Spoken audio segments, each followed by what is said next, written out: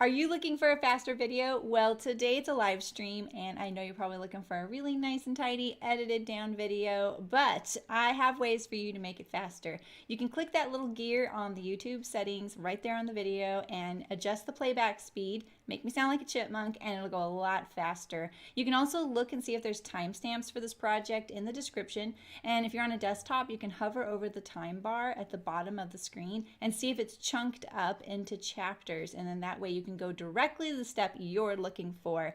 And lastly, you can also tap on the screen on the right hand side of the video picture or on the left hand side to make the video jump ahead, forward or backward if you're on a mobile device. And you can adjust that amount in your settings so you can have complete control over how much it jumps. So if you are on a desktop, you can use the fast forward or the rewind, and that will make it go faster as well. You can also enable subtitles, and the little CC on the screen will enable closed captioning. That way, if I am a little bit harder to understand with that double playback speed, the subtitles might help you out. All right, well, I know that it's not a nice little edited video, but if you sew with me, we'll get there together and it'll be lots of fun. And now for the live stream. Happy sewing!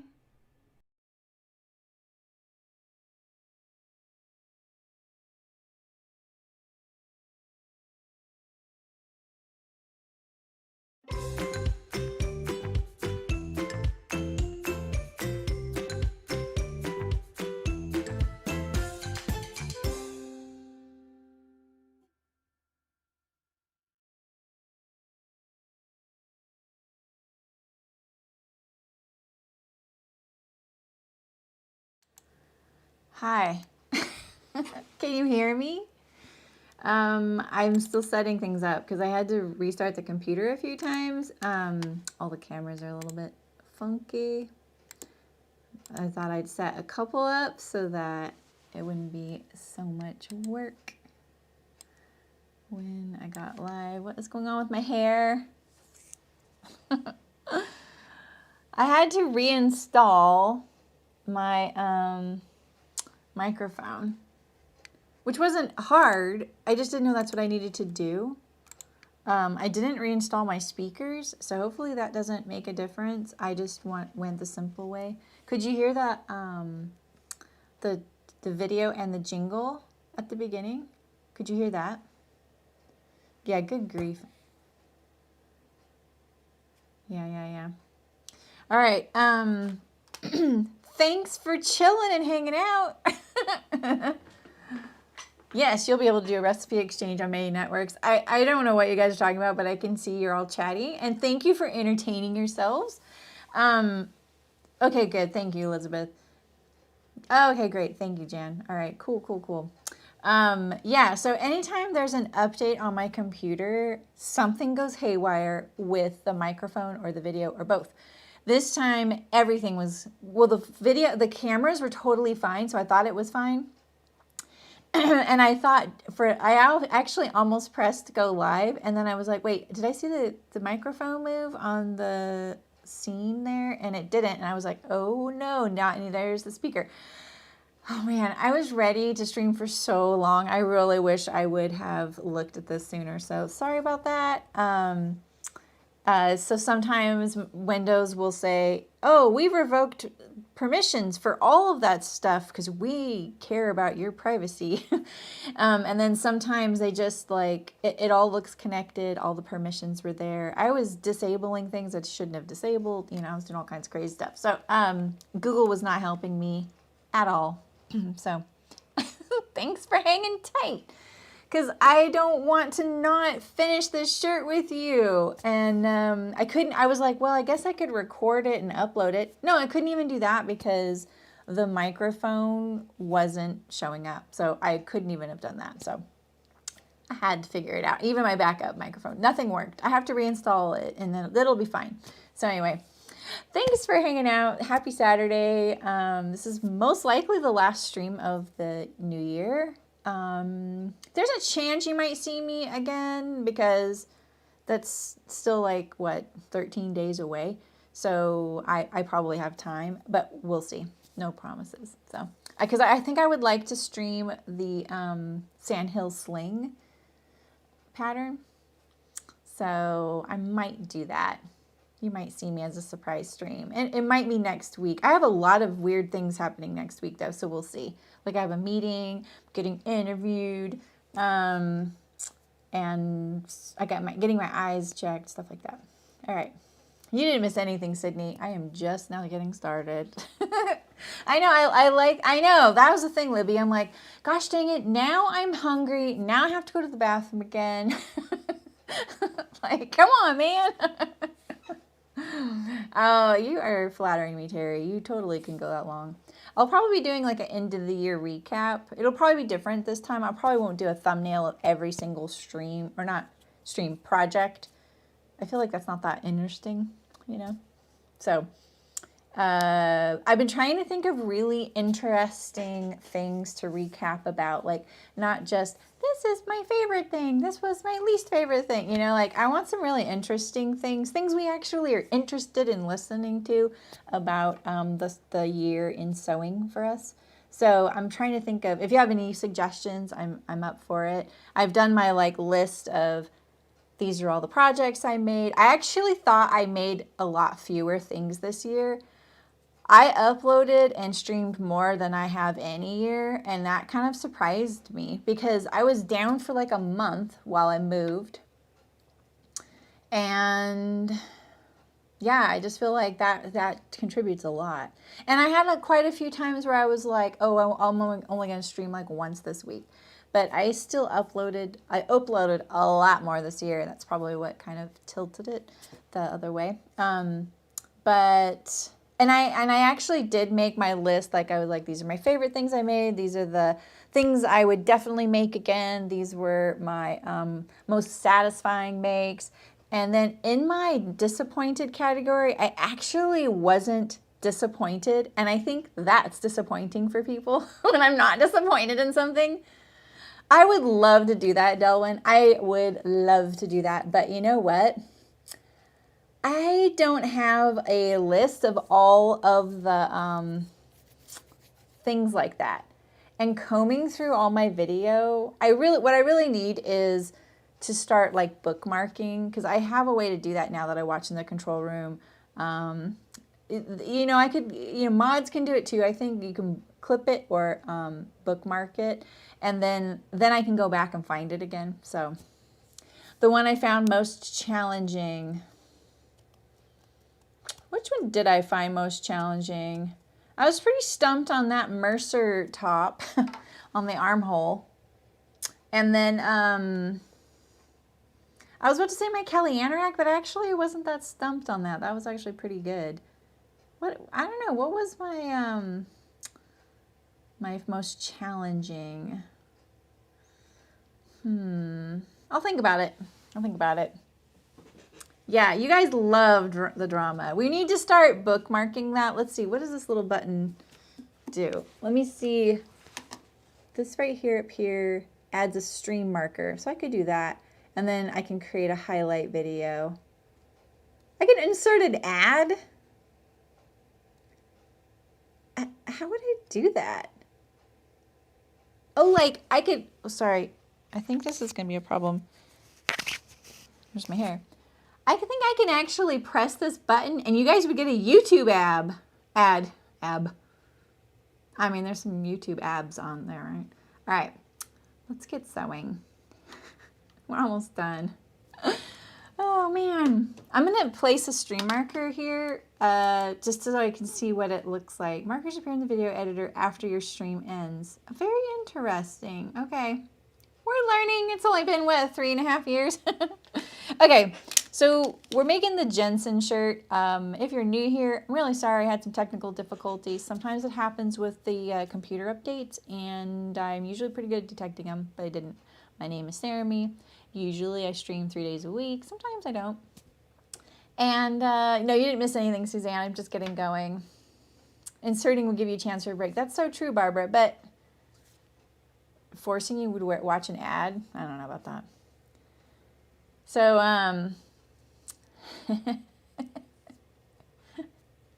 sorry, I'm just laughing at Elizabeth's like, yeah, so everything was drama, so I want a video, highlights of the year, right?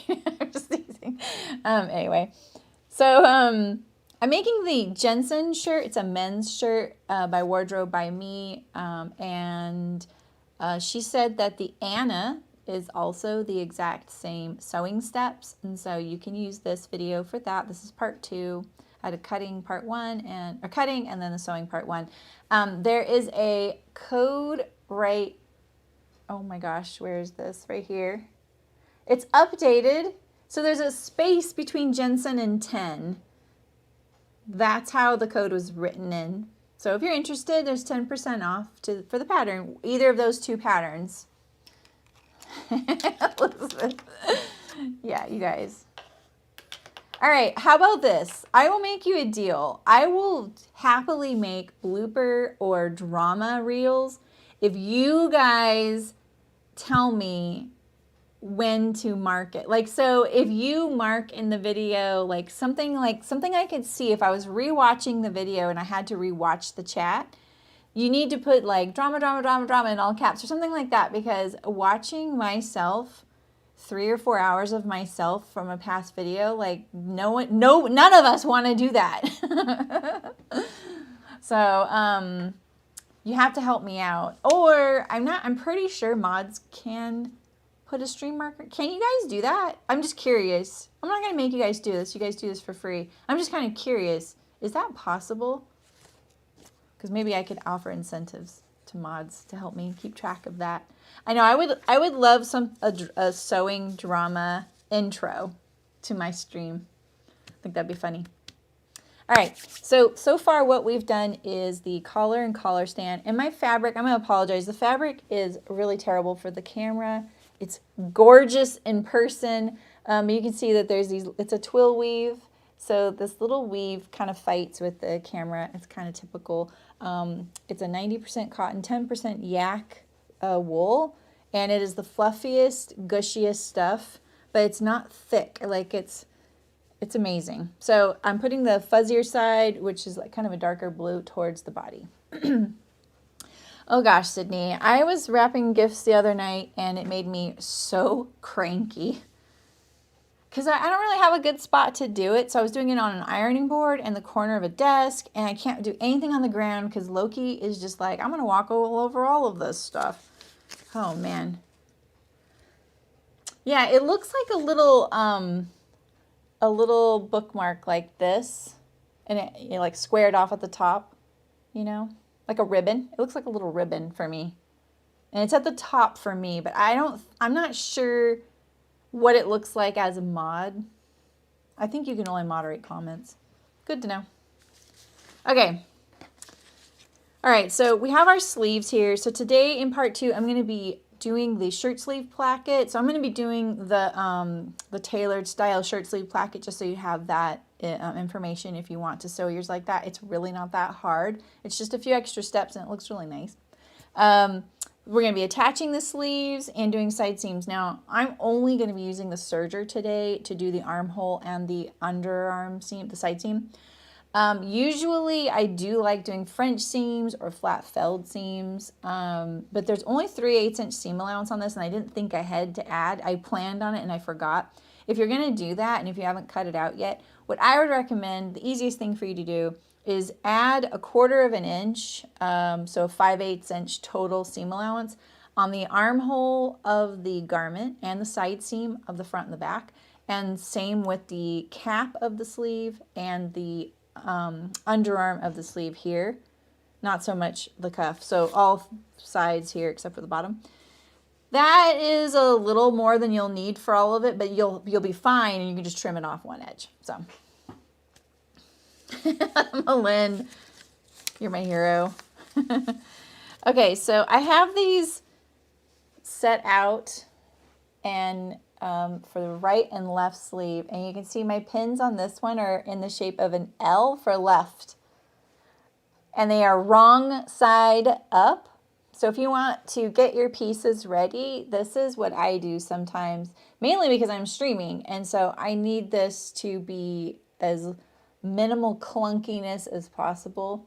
I've never sewn, I feel like I've sewn a short sleeve placket like this, but it's been a really long time. Like I feel like I was a baby. You know, like I feel like it was like 22 years old or something when I did it. And I didn't know what I was doing. So it's been a while, but this is how the pieces should look. So you can see this is the short side, and this is the long angle of this piece. So this is the right sleeve, wrong side up, by the way. This one is the left, and I just put my pins in an L so I would remember. So we're going to set that aside. My sleeves right here are facing each other. This is the wrong side. This is the right side.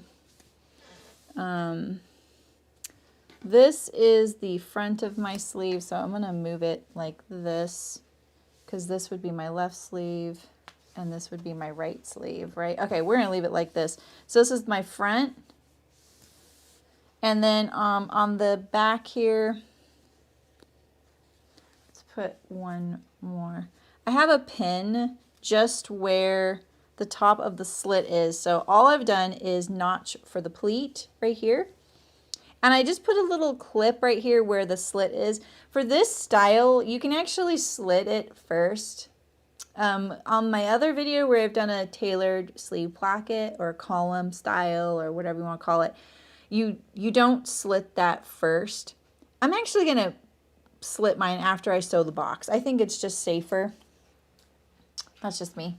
So, yeah, I feel the same way, Mullen. Okay, so let's see. We'll just draw a box. I'm going to draw a box that is like a 1/2 inch wide. So this is my slit down the middle. So I'm just going to put a line 1/4 of an inch on either side. I'm pretty sure the pattern has this drawn on it, so you can just transfer it. So I think it's smart to know, though, what you actually are drawing so that you get something perfect, because you may not transfer it correctly. All right, so I don't need this pin here. We'll just leave it on this one here. And we're gonna do this one as well.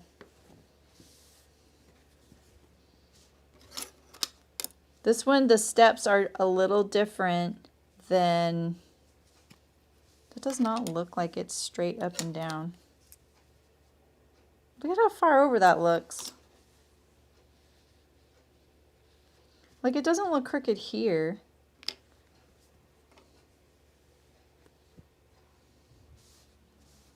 I'm just kind of like doing some of my little tricks to see if this were straight up and down, where would this land? Let's test it. Oh yeah, it's way over there. See, that does look a little crooked. I'm lining it up with the edge of my table. See, that's how I'm figuring it out.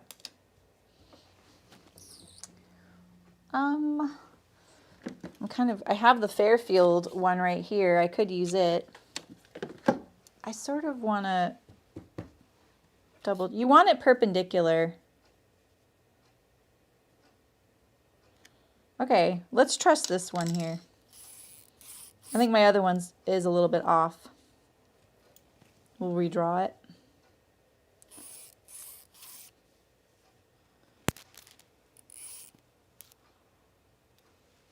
Okay.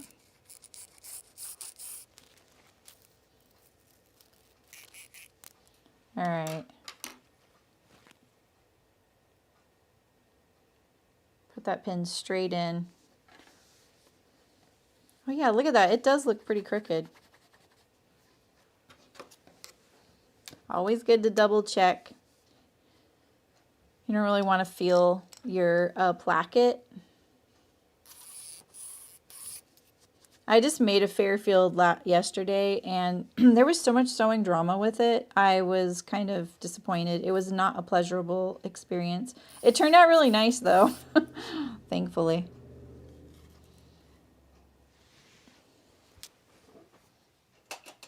I'm going to get a different color now.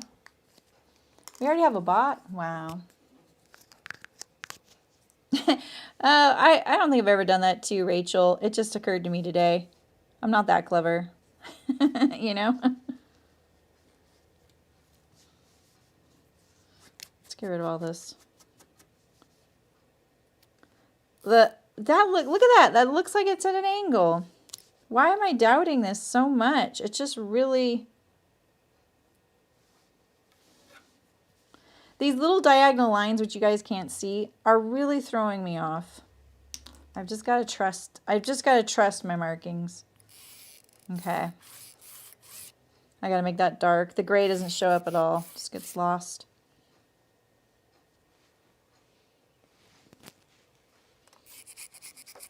I mean, if I marked it with the L and then left it for 2 weeks, would I remember that's what I did?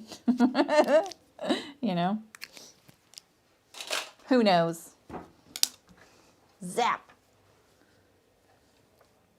No, it's not at an angle. It probably looks like it for you guys, but no, it's not. Let's stitch these boxes before I lose them right away. So we're just going to stitch that box that I just drew. I'm going to do kind of a little smaller stitch length than I usually do.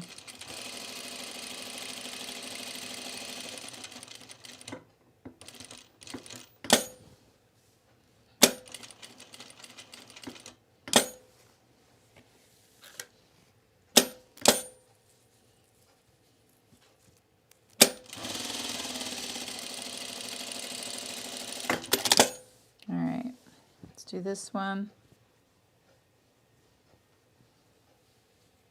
I'm already losing my chalk.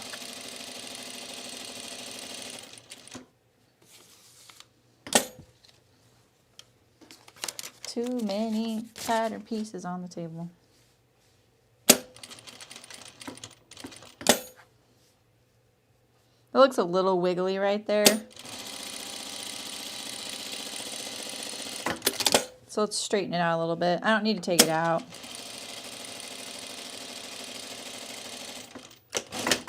All right. So this right here is the right sleeve, this one right here. So, and I know this because this is the single notch, and if I were wearing it, this single notch would be towards the front, so that's my right arm. I don't know, Sydney. Okay, wait, I missed something. Oh, yeah, Walter, I know what you mean. All that mailing stuff, gosh. Yeah, I feel like the amount of cardboard being used and recycled in the world is crazy. All right, so we're going to cut into our box right up to those corners.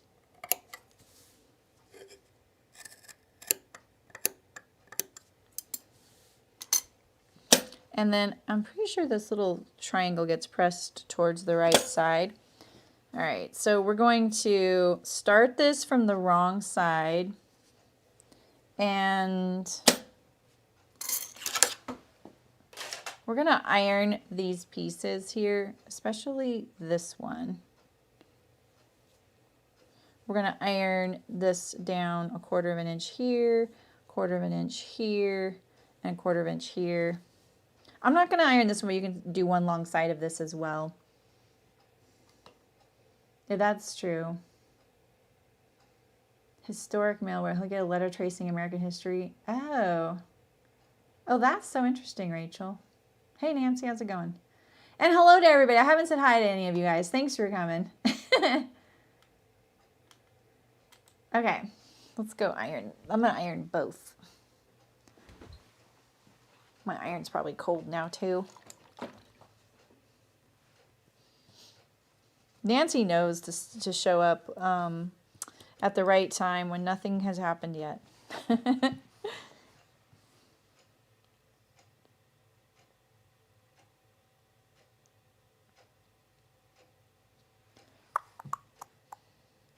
Minus 35? Is that a minus symbol? Oh my gosh. I'm not sure I've ever been in minus weather. I think I've been in 0, so that was close. And it was a rare storm when I was living in Colorado. Oh, it's about 35. Yeah, it's been freezing and at our house every night. Like the grass is crunchy when I take the dogs out right before bed. They're out there and I hear them crunch, crunch, crunch. Oh my gosh. There's a tree blooming on your street. All the people in New Zealand and Australia, they're like, ha ha.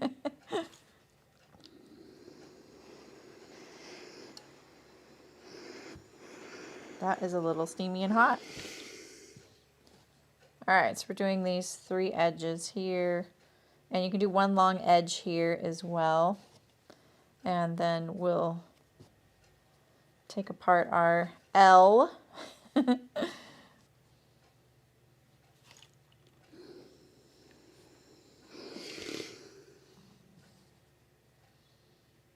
I looked over the directions, so I'm kind of doing this by memory.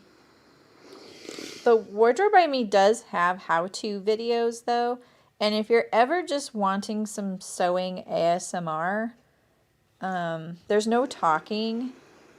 They're very soothing. I looked at one once because I have recorded now 2 how-tos for them. That'll be on their website eventually, or maybe it's their YouTube channel. I think that's where they live. One of them I just submitted, and it's for a pattern that's already released, but they were already editing the other one first. And they edit it in their format, and they put text. So you'll see my machine in my hands, but you won't hear me or see me. Oh, and there's no logoing around anything. So I kind of looked at their style to see what they're doing, so I could kind of, I didn't want to like change how I do things, but I also wanted to respect their format. I was like, this is so comforting to watch. So if you ever just need some like nice sewing video with not a whole lot else going on, they're really nice.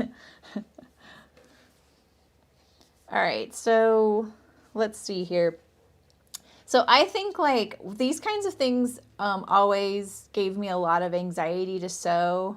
And I'm always nervous when I'm about to sew these things too. But this is, for me, the calming thing is understanding what's what and where it's going, right? So this is the way you look at it.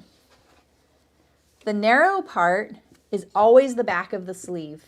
Because if you think about it, if this is the front of the sleeve and you were buttoning the sleeve, you're buttoning it away from you, right? So you're buttoning it like this, towards the back. So there's more here, and this is where your placket goes over to the back, okay? And I think that kind of helps keep you kind of oriented with what you're doing. And so that being said, that means we're going to sew the little narrow piece on the narrow side because it's the part that's going to be under, right? So we're just going to sew this at a seam allowance, a 1/4 seam allowance, so that we encase that stitching we already sewed.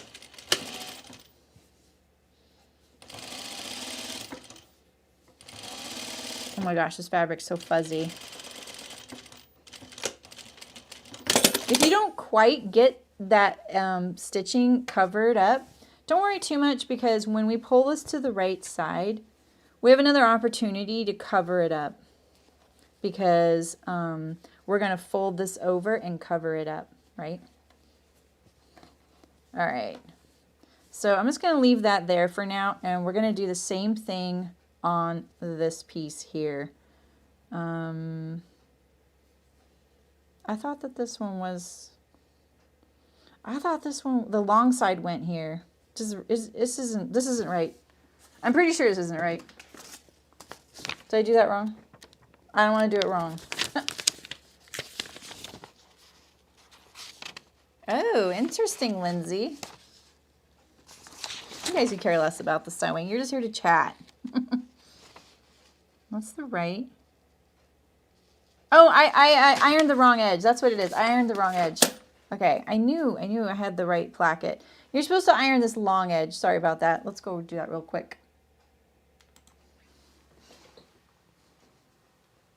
Yes, Sydney, that is a good place to stop.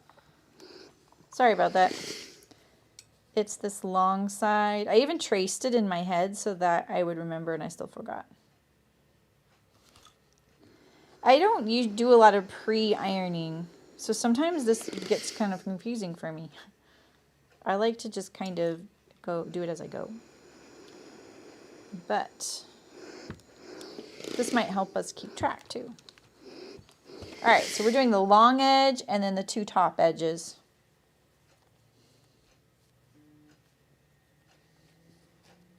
All right, so let's straighten this one out here.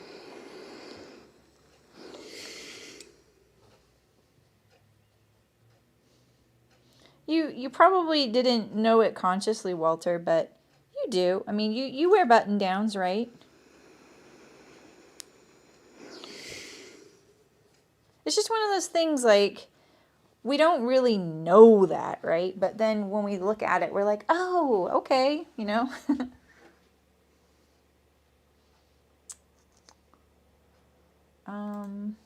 Yeah, right, Ray. I know, me too. Would you like it to be a little brighter? Let's see. Let's zoom in a little and make it just a tad brighter so the visibility is a little better. Why can't I grab that? There we go.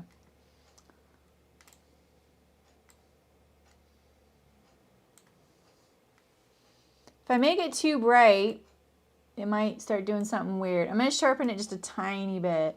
Not as much as I usually do. Heck, that's so much brightness.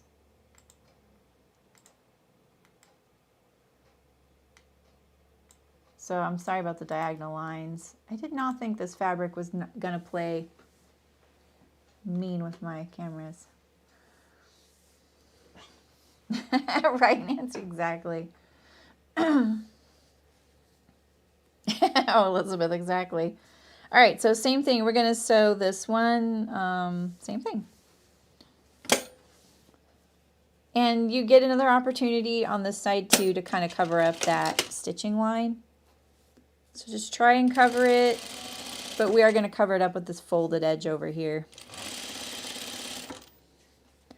This little triangle is supposed to be pressed to the other side. We'll deal with it in a second. Don't worry too much about it. We're going to do one whole one through, and then we'll do the other side. All right, now we're going to go to the iron.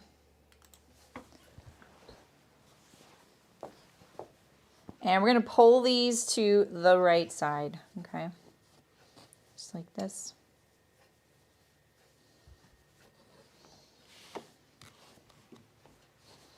It'll feel like a hot mess at first. That's totally normal. Let's iron this raw edge towards the placket here, like that. We'll do the same thing on this one here.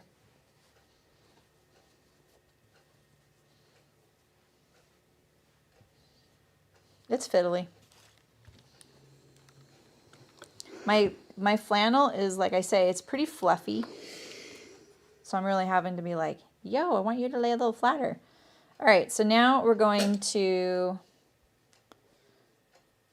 let me see how we make this a little flatter too.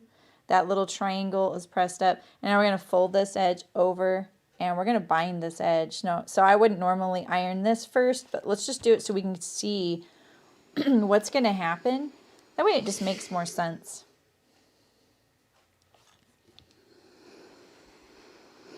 I have a little pucker there, and that's totally fine and to be expected, but we're going to cover it up with the house here, right? All right, so now we're going to do the same thing. It's kind of a weird angle for me.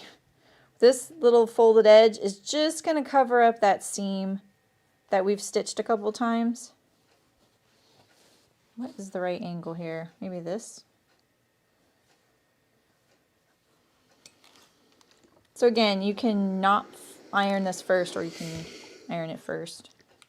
We'll iron it so we can kind of get an idea. And see, now this triangle at the top will be more symmetrical. This is going to lay right here down the middle, and then this is going to get sewn over it like that. All right, so put that, I'm just getting it out of the way though, so I can iron it. It's a little awkward. I'm going to finish it with pins. So we're going to sew this side first, and then we're going to sew this side and close it all up. It's really easy when you break it down.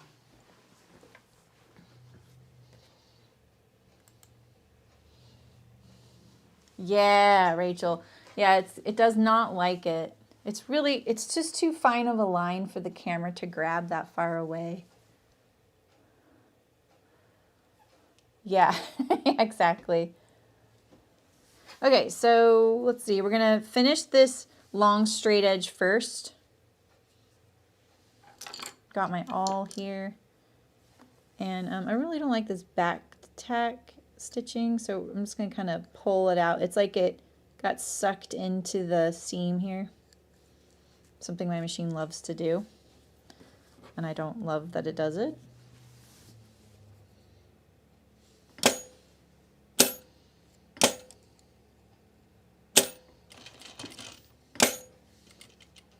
There we go. So just try and cover up those seams.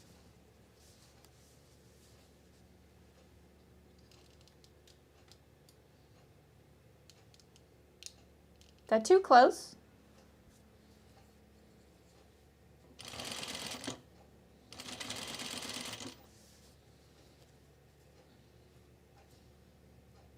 My fabric is very thready. This fabric is probably not going to torque like some smoother fabrics, like if you were doing, say, a shirting. So you might get a little torquing, so just try not to. This is all going to get, enclosed in the top here. I probably should have ironed that little triangle. All right, so the one thing I'm thinking about right now is that you don't want to finish sewing up here and this get kind of splayed like that. Sorry, I just whacked the camera. It's a little too close. Right, so right now my sleeve is pretty relaxed. Like this is all flat. It probably doesn't look like it because of the weird angles and stuff, but it is. It's very flat.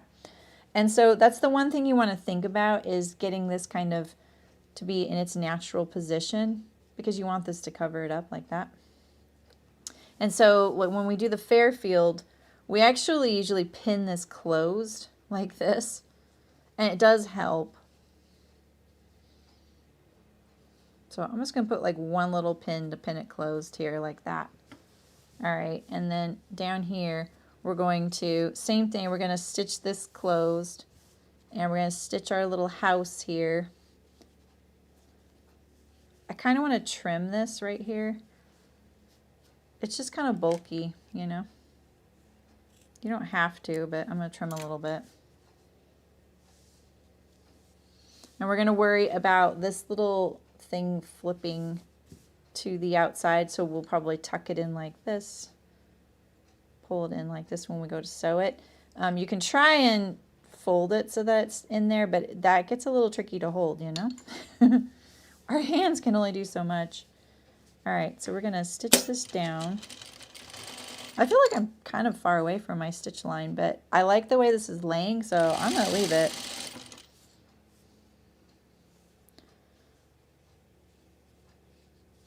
All right, so I'm thinking about where I want to go across. Making sure my little triangle at the top of the box is up inside. And it is.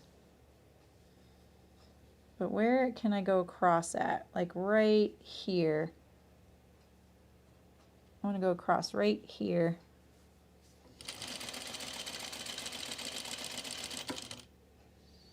It's very thick because of my flannel.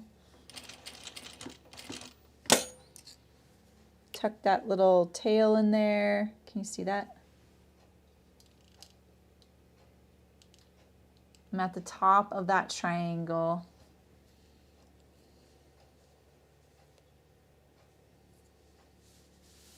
That's where I'm tucking it in.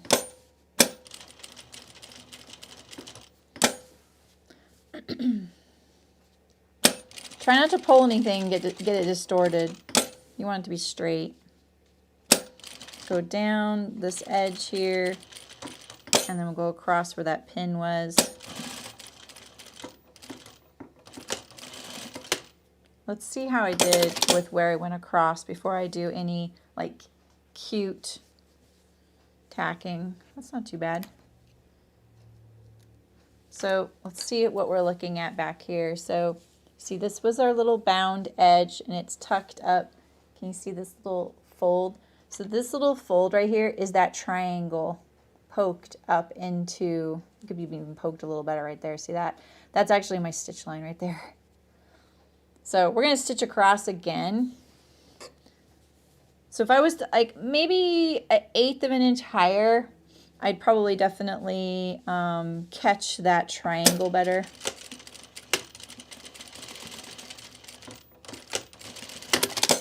I'm just going to do 2 rows like that. And then now you have your first shirt sleeve placket. Mine looks a little wider up here, but I'll take it.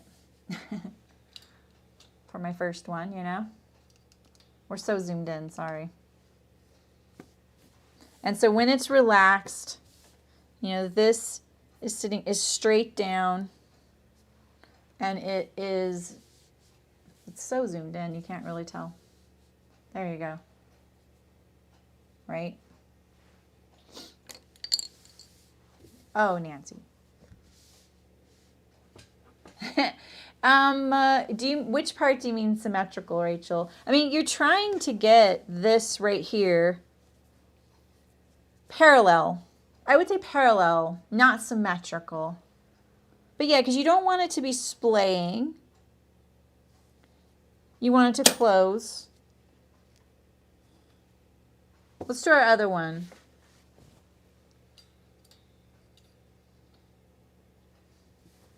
All right. So this time we're on the left sleeve. We have our box. It's not cut yet.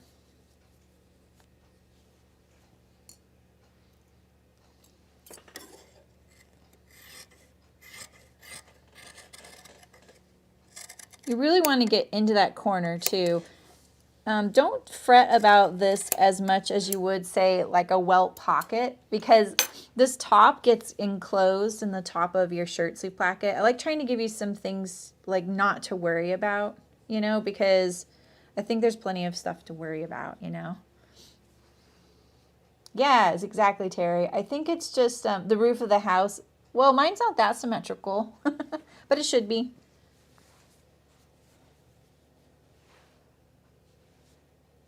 This right here, it looks like what is that?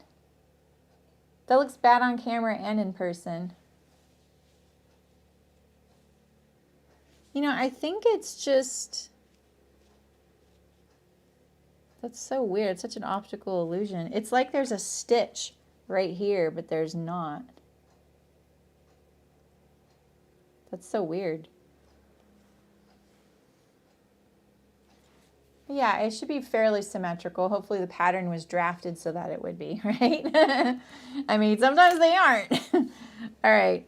So remember, narrow side gets the narrow piece of binding. That's how we'll remember it.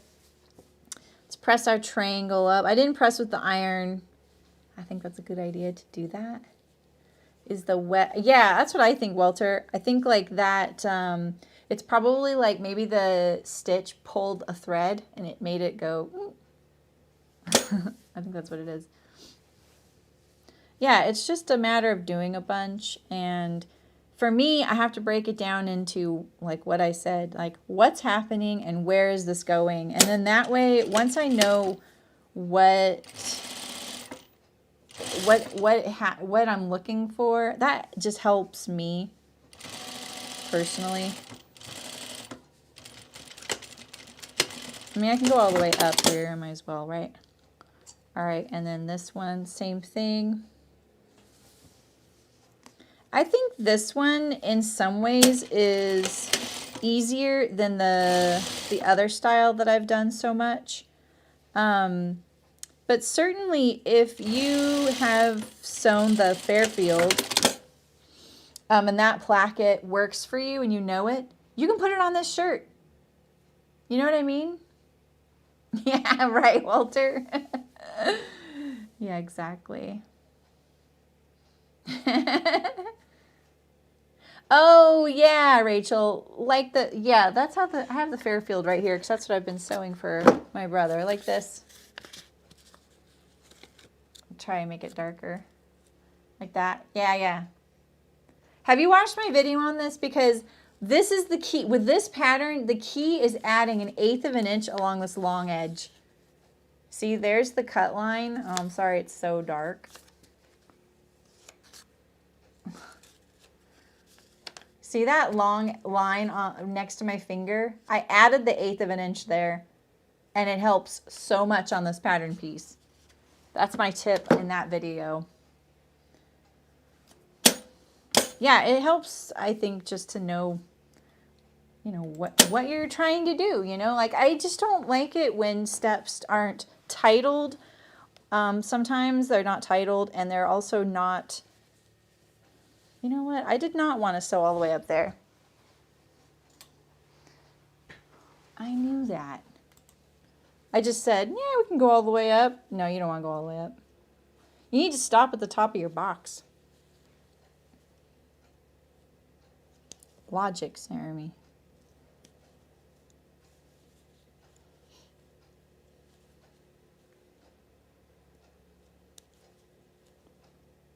I really backstitched this puppy. This is the fabric of nightmares if you have to take out a seam because they really disappear. I really can't see them. I have to do it from the seam.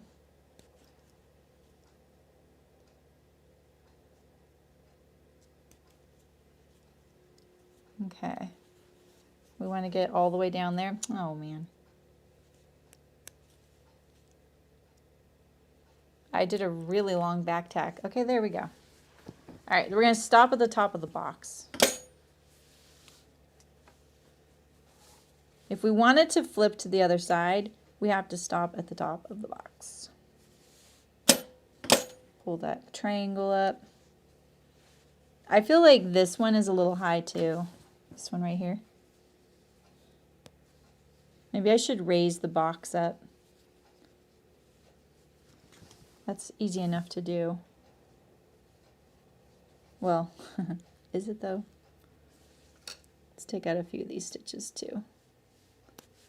Easier. Look, I just stabbed myself with my seam ripper. Okay. We're going to stop right there at the top of the box. The second one is never easier, is it? It's when I get a little cocky.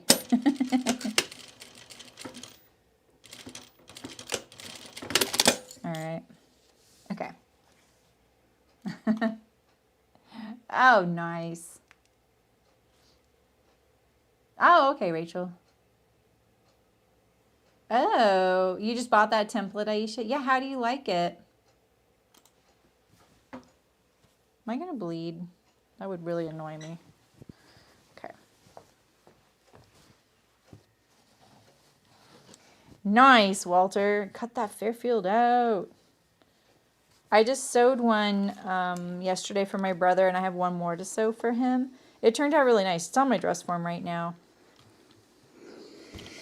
It turned out so nice. It's this pretty heavyweight flannel that I've used before for my husband. I didn't realize it was the same stuff when I bought it. It sews so nicely.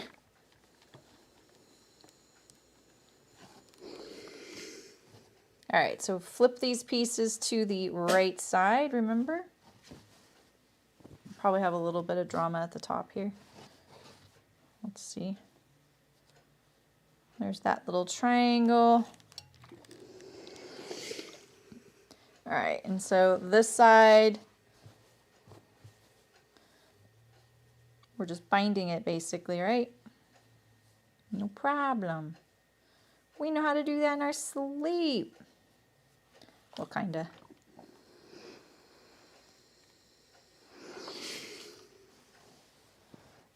It's called CC, Allison, yes. So you see right here, and then on my camera, on my phone. Oops. How do I get rid of chat? There we go. Mine is grayed out. It's right here. It says no captions are available for this video. It should be okay. I enable subtitles on everything. Maybe I can't on my phone. Anybody else use them? I love them. Maybe it's because I'm live, but I have it clicked that it should auto-generate. It's something I check because I think it's actually pretty important. All right, so we're folding this back. Now remember this guy here, he's going to be centered and underneath. Let's reestablish these little triangle folds a little bit.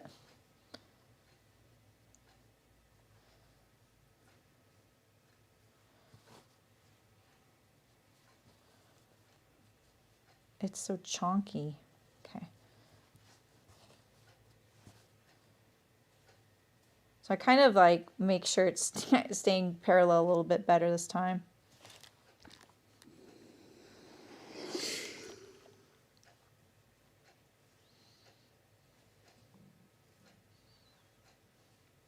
Okay. So I have this going under here.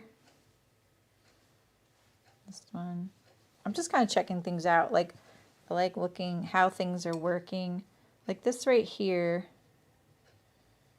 This is kind of interesting angle. Like once I have this folded like this, coming from this side, so basically I put the shirt face down and I'm picking up this back right here. This is kind of a great angle to iron it from. Look at that.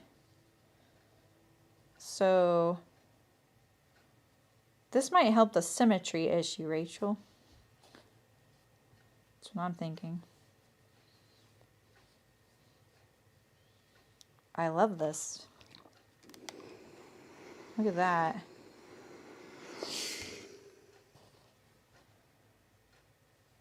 And then this will sit right here. Ooh, look how clean that is before I sew it. Oh my goodness.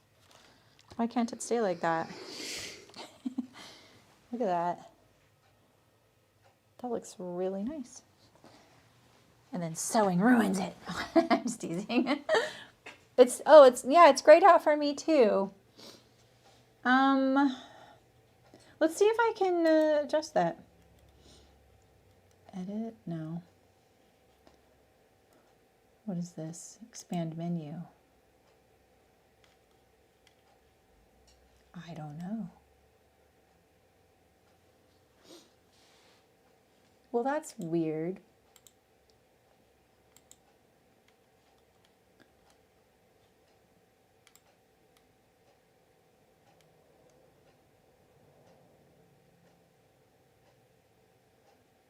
Yeah, they're on.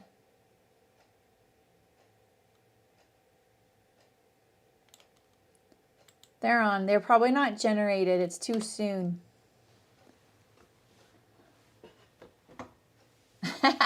Suzanne. That's so funny because I find that, like, you know, when like YouTube gives me things like the most popular video of the year was blah blah blah, then I'm like, oh, I want to go look at that. I'm like, well, of course now, because it's going to stay the most popular whatever it is, right? Because we're all like, I want to see what the most popular thing was. I often, when I find someone who does something I like, I make a point, I don't look at their followers or anything like that. I look at their feed, I see if I like other things, and then I decide to follow. Because it just doesn't matter, you know, like there's a lot of really great content out there. Oh my gosh, that's so bright. You guys, that's so bright. Holy heck.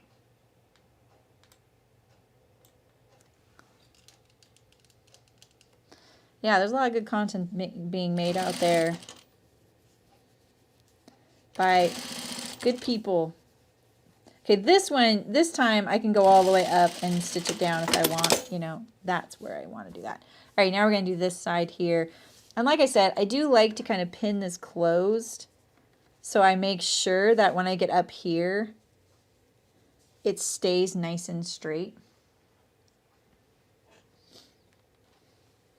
Oh, that's funny, Ray. maybe it's like the, that is so weird. I don't get it. Things are doing weird stuff.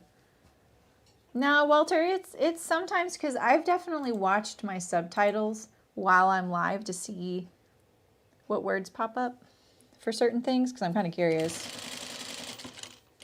Because I use a lot of like gobbledygook language sometimes, like higgledy-piggledy and gobbledygook, and I'm wondering like, what's the subtitle going to say for that? I want to make sure it's not someone, you know, someone who doesn't speak English as a first language is like, what is that?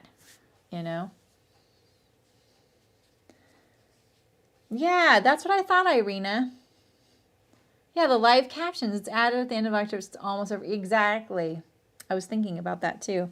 Because they kind of expanded on it. And I allow it. I think it's important. All right, so here's that little wing. I'm going to tuck that puppy in. I mean, you can try doing it, you know, like, okay, maybe it'll work better if I do this side. Kind of does, actually. So I just changed the order in which these were folded.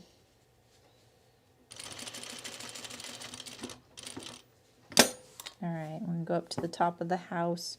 And I'm going to take that little wing and kind of just kind of tuck it in there. You can clip things like that, but I caution you against it because you get really close to the fold of the top of your house. And I've definitely trimmed that off thinking, nothing bad can happen if I do this, right? Yeah, right. And then I do it and I'm like, oh, wow, I have to be so incredibly precise with my folding right now.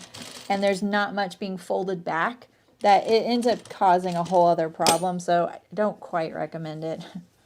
All right, so here's the top of my box right here. So we're going to go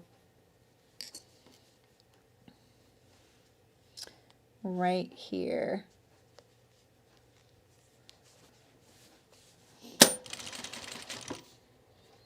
This fabric isn't going to let me sew very precisely, but it's doing a pretty good job. It's just so, like I say, it's so gushy, you know. I'm going to do my box at the same time. Oh. That's parallel, right? Hi, Nathmi, how's it going? Oh, I know, it's pretty late for you. There you go, Rachel. That one's not as symmetrical. Streaming drama. Yep. Yeah, you guys aren't that late, honestly. I had some pretty serious trouble with my microphone. And the speaker's not hooked up either, but that's not as crucial. If I were recording sound off of the, you know, something on my monitor. All right. So now we have our... Let's see how this looks on this side, actually. I always check. This is magical. Like this, like looking at that all tucked in there, I feel like I did something really amazing and I didn't. All it was it's just going to do that. And you know, you just got to make sure your triangle's pressed up and that's it. I mean, just like you too can have the inside looking like this. You know, it's nothing I did. It's just how these work. It's pretty nice. All right, so now we're going to overlock our shirt. It's almost done. It's going to go so quick because we're not doing any French seams. I feel guilty. All right, let's move the iron over here.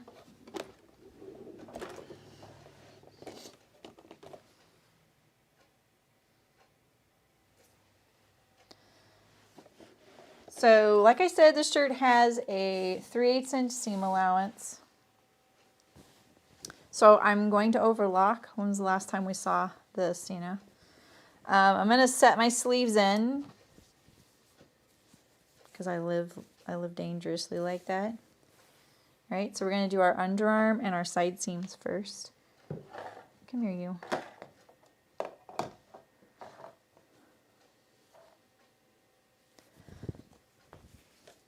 So today we have a Patreon Zoom, and I wanted you guys to know there's 4 open slots in my tier that has the Patreon Zoom.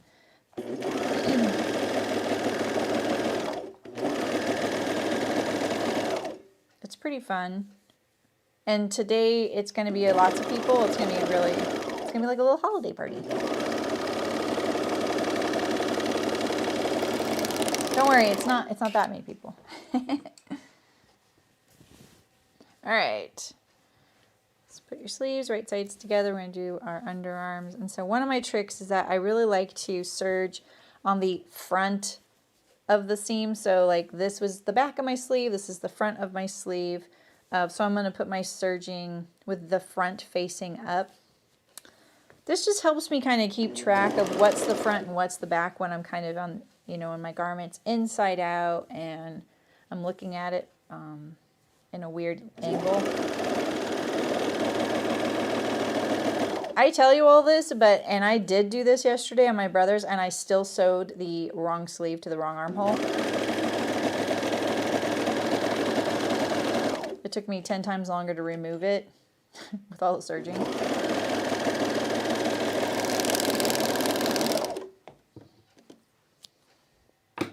All right, now we're going to do the side seams.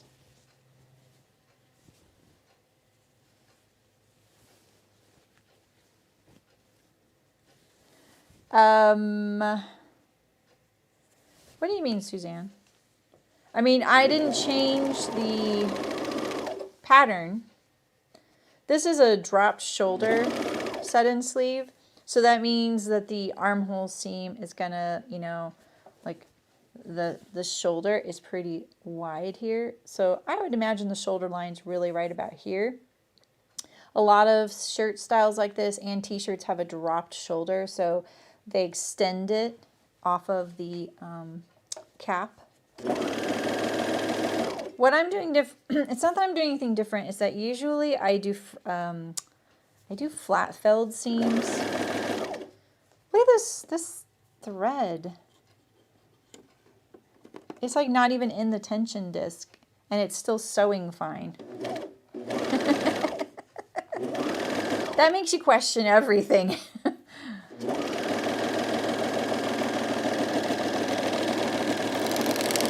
And even on a regular garment, Suzanne, I tend to do a lot of French seams. It's just, I just like the way the garment feels. So this is so much faster than what we usually do. Feels like I'm cheating. It's only 3/8 of an inch, Nancy. Hence why I'm doing the overlocking.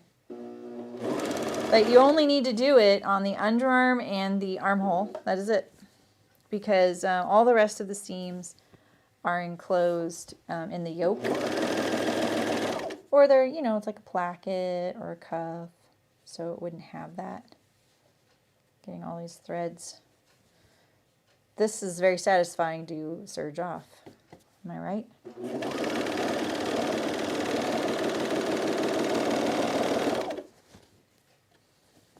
It's my last one, and then we're going to set the sleeves on.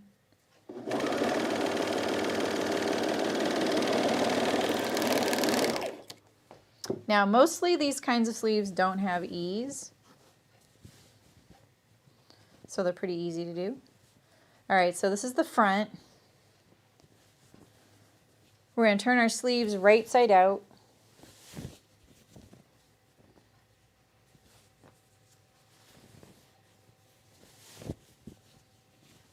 Yeah, exactly, Suzanne. I'm just getting rid of these little tails here.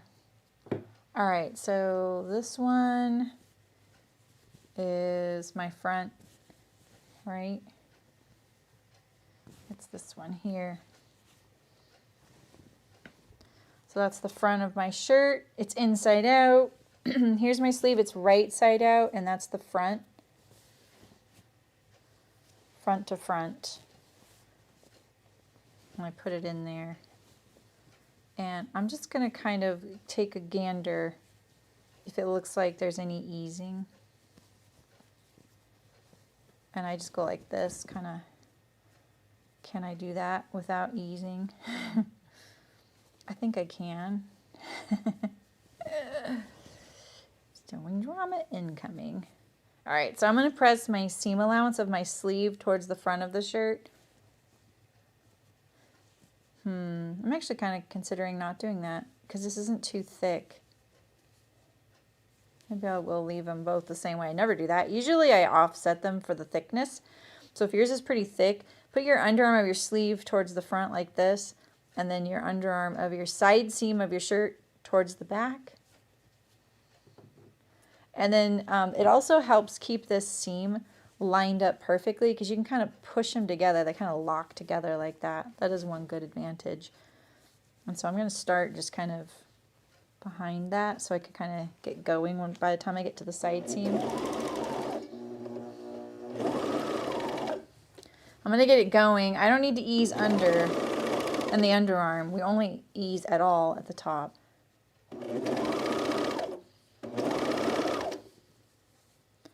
So let's see, here is a notch. I do not see any notches up here though.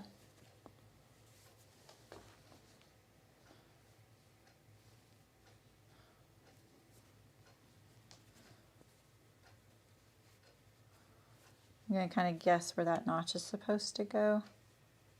I feel like it goes on this yoke. Look at this yoke though. This is kind of a problem right here. You see how this isn't quite reaching there? That's going to give me a lot of problem. So we're going to kind of minimize that a little bit, smooth this transition out. I should have done this before I started sewing. Because you wouldn't want to catch only, you know, this layer and not this layer, right?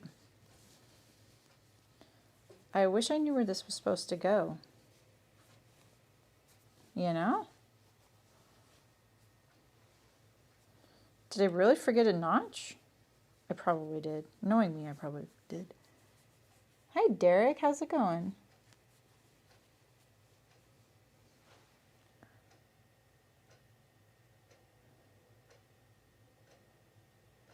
Oh, yeah, exactly. Hey, Chaz. Yeah, I don't like doing that. It fits and feels better if you keep the sleeve and attach it separately. We'll see, Chaz. I don't know. This feels like there's some ease in here, so so I'm trying to ease it as I go. Might have been a mistake to just not put a basting stitch in or an easing stitch, but I think we'll be okay. It won't be much no matter what.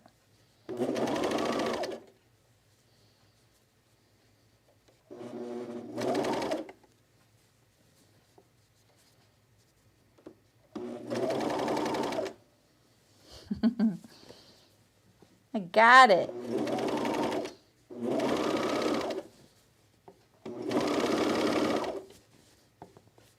Fabric handling. I think of all the things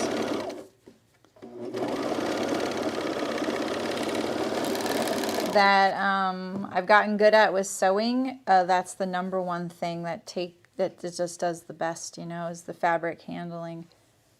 No bumps. Okay. One more.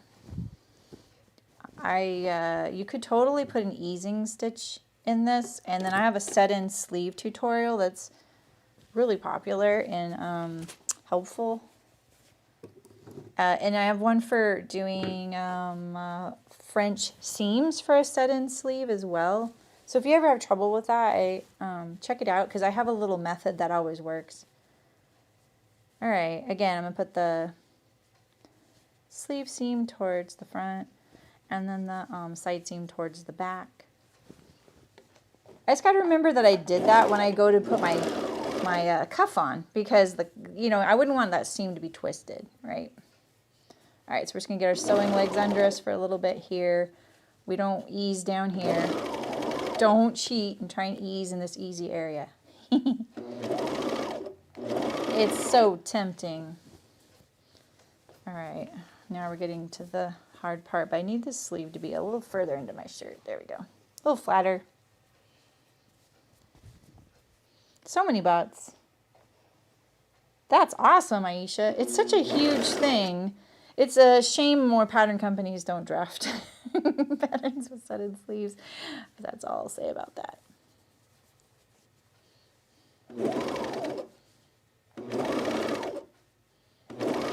I kind of want some of this fabric for myself. You know? It's so soft. Oh, this one has a notch. Oh, look at this. See, same thing. I have this weird yoke thing going on. So let's back it away from there. Smooth out that trench. I should have checked. Right? Make sure your shirt doesn't creep under the serger. It really wants to. Bad shirt. Okay. Home stretch. Get all this easing up here.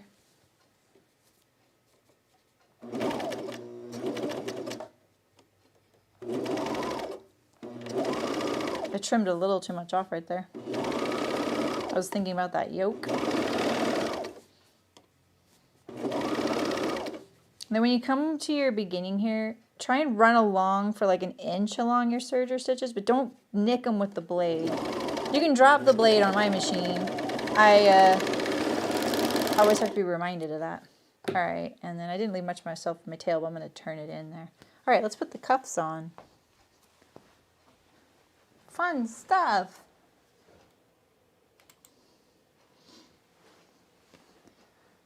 That's okay, Chaz. There's nothing, absolutely nothing wrong with that. They're like, basting is great. I'll bet your stuff looks better than mine too, to be perfectly honest. I think that is the one thing, like, when I see nice sewing, I'm like, they basted. That's awesome, Nancy. I'm so glad. I think that'll look really cute on you. There were a lot of people that matched your frame and size in that hashtag. I think it would look great on you. Yeah, Aisha. Oh, I'm glad you enjoyed it, Nancy. Yeah, so what Aisha said is true. I mean, I think that's a good point. Like a smaller seam allowance is gonna make it easier. And that's because you're closer to the edge and you have a little bit more control over the fabric. Like I said, I actually think, like, if you're thinking, oh, French seams are the harder way to set in a sleeve, I would actually argue it's easier. And just, this is why. And it's because, like, when you do the first pass, because you're doing your first pass on that sleeve to the armhole, you're doing it wrong sides together, right? And you're not doing it at the full seam allowance. So you actually get to stitch through the easing you've added, which means you do add tucks at that point. But when you do the next step and you're like a 1/4 inch away from that like seam, or more actually, you're like 3/8 of an inch away from that seam, then you actually have so much control because you don't have to use any pins because you've already stitched the sleeve on there and you can really get it nice and smooth. So I think setting in a sleeve with a French seam is easier. Why is it cheating though? I think not basting is lazy, and I'm speaking more about me. All right, I'm just going to stitch my little serger tails down. Kind of old-fashioned about this, I know. I don't care.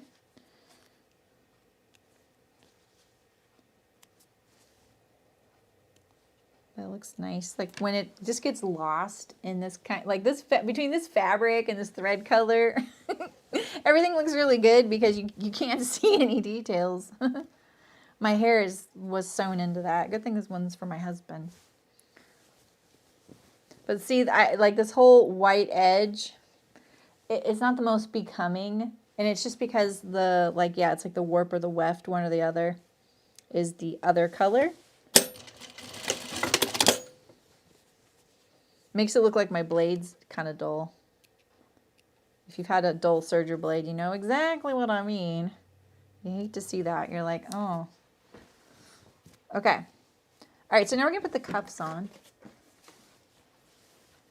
And I interfaced one outer cuff on each pair. So I'm going to sew these right sides together around just this perimeter edge using the 3/8 inch seam allowance. So this part you're like, okay, this is the easy part. I will say, trying to get your cuff so that it's the same width, that is what you're thinking about right now. There's a lot of little variables when you're making your cuff, and the curves can kind of disguise if your cuff isn't perfectly the same width from one side to the other. But then you have to worry about your curve being the same curviness, you know? Yeah, then you don't, oh, I kind of hate being poked with pins. It really annoys me, especially when I'm streaming, because sometimes I will have so many pins, and because of the angle I'm holding things for the camera and stuff, I get poked by pins, and it actually makes me kind of angry. It's kind of like, you know, when you bump your head on a cupboard door, and there's just something about how you physically respond, and you just instantly, I'm like, you know, that's how being poked with pins makes me feel. And I think it's probably just like one of those pain responses your body is supposed to be like, what happened, you know? Let's do both of our cuffs. Ooh, look at that stellar cutting job there. That assistant, man. What is going on with this piece? We'll go by the outer. It's kind of rare that the piece that you've interfaced is actually bigger than the piece that you didn't interface. Wait a minute. This is the right side. Yeah. This fabric's really hard to tell.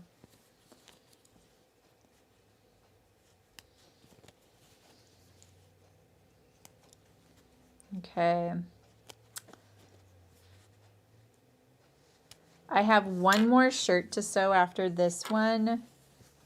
And I think what I'm going to do is try and get at least the like collar placket done on it so I can do all the buttons and buttonholes at the same time.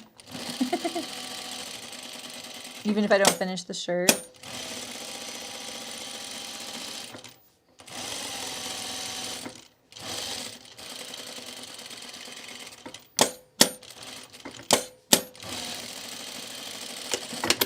Oh, is Susu here? I don't know if Susu comes to the lives. I don't know if she's here. I looked up this shirt she mentioned in the comments of the video I uploaded yesterday called the Ziggy Jacket by Style Arc. I was just going to chat with her about it. Yeah. Oh, Rachel. Yeah. Don't you feel like when something like that happens, it's almost like it's like rude. It's like when that particular thing happens, yeah, it's like so, it just, I feel kind of offended. I don't know what it is about why my body, I respond that way to that. All right, so I just clipped my curves a little bit and then, or trimmed them down, and now I'm just going to clip the curve a little bit. You got to be kind of careful with these fabrics, they're thready. All right, I'm going to take these to the iron. You know, by iron, it's important, right?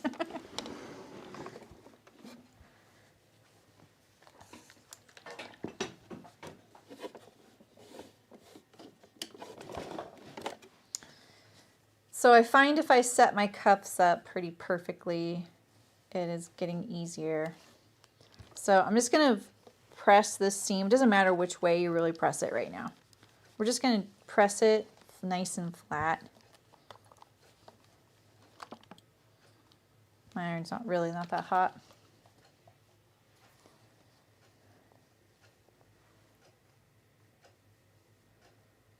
Oh my gosh, Barbara. That sounds terrible. Yeah, so last night, okay, so like I've mentioned, my husband sprained his ankle, and I am very fortunate that usually my husband does most of the cooking for dinners and stuff, right? So he's not right now because he does sometimes, but he just really shouldn't be in the kitchen. You know, the dogs are kind of a pain in the butt and all that. So I've been trying to make some dinners, but I also want my own types of things for food. Like I don't want to just cut corners and make a pizza every night or something like that. And so the other night, I decided, I had got this new cookbook recently, and so I was looking at it, and there was this homemade banh mi in there that looked really, really good, made with tofu, like fried tofu. I was so proud of myself. I was like, oh my gosh, he's going to be like, this is so up his alley. He would love this, right? He loves all kinds of Asian foods. Like, it's one of his favorites. And so I was like, cool, this will make both of us happy. It's vegetarian. Yeah, you know, we have almost all the ingredients to make this marinade. I did the marinade. I put the tofu in the marinade. And then it's like, all right, now leave that for 3 to 24 hours. I was like, you got to be kidding me. So then I had to make a completely different dinner. And I was like, okay, fine. Well, at least I have a dinner for tomorrow night. And this is the funny part about this, is that my maiden name, I've told you guys this, is Graves, just as morbid as it sounds. And my husband used to nickname me Gourmet Graves. It wasn't a flattering compliment, because it was really an ode to the fact that I will substitute weird stuff in order to make a recipe work. And he's like, how did you think those two things were the same? I'm like, I don't know, I just thought they were the same, you know? Like I said, he does the cooking. And sometimes I'll put some strange things together in his opinion, you know? So, Gourmet Graves. All right, so look, I'm pressing my cuff right now very carefully. It's so much easier to do this right now. I got such a good result yesterday, I'm doing it now. What's going on there?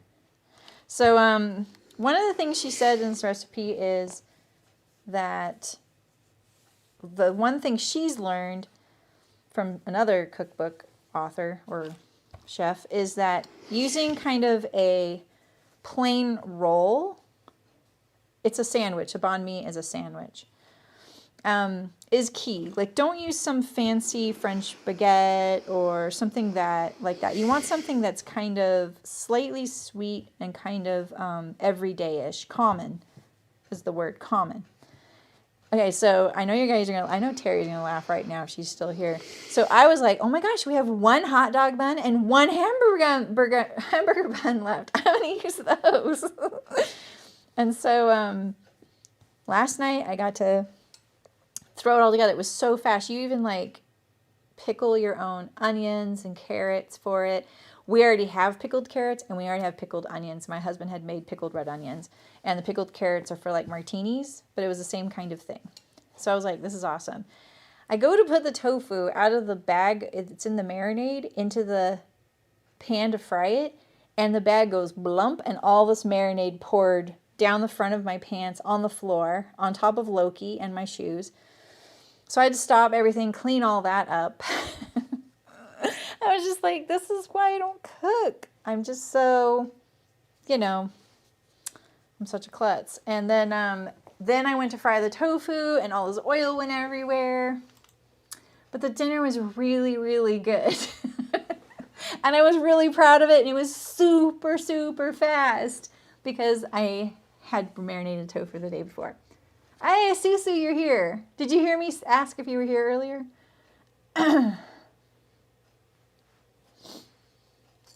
Okay, cool. So I looked at that Ziggy jacket that you're interested in by Style Arc. So it's like a motorcycle jacket with zippers. Have we talked about this before? No, Loki was a pain in the butt. You love it with French bread? Yeah, that would have been good. I have to tell you guys, the hamburger bun and the hot dog bun did totally fine. But yeah, I think something. And they were whole wheat too. Oh, okay. So this is my cuffs here. Look at this right here. Like, you can see that cutting is like, this one's not so bad. So let's just see right now. I'm just going to check. You guys make me honest. Which is the right one? 2 3/4, 2 3/4, 2 3/4. Can I get away with? All right, so that right there is extra nice. This is extra. I lucked out here. It made this one look like it was the wrong one, didn't it? Okay. That'll make it a lot easier. Yeah, I think I've talked about it with you before, Susu. Yeah, I read this one woman's long blog post about it. She didn't necessarily give a how-to, but she did give lots and lots of tips on who she looked at for a how-to. And she said that the instructions are 1 page long. Wow, you guys aren't kidding that those style arc patterns are minimal. That was a little bit like, what the heck? 1 page for a motorcycle jacket with all those zippers? Yeah. It's not wrong at all, Libby. It was the welt pockets.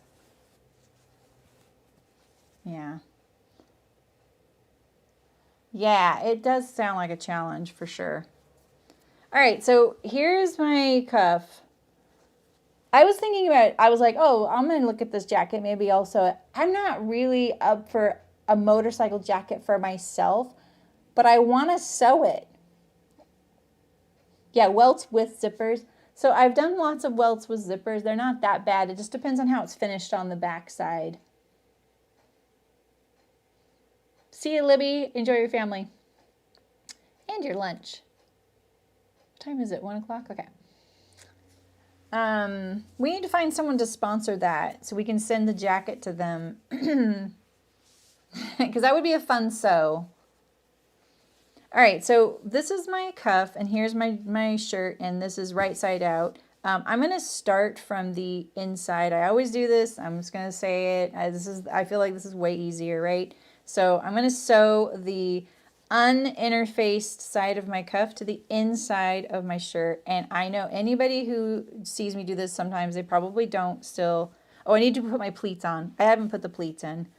Pleat always goes towards the wider side of your placket. So let's put this pleat in. And what I can say about pleats is that you really want to make sure that the pleat is parallel and perpendicular to this raw edge. It'll lay nicer.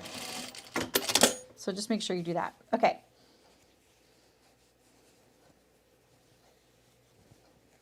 What is the ZW Gather dress? Which one is that, Allison?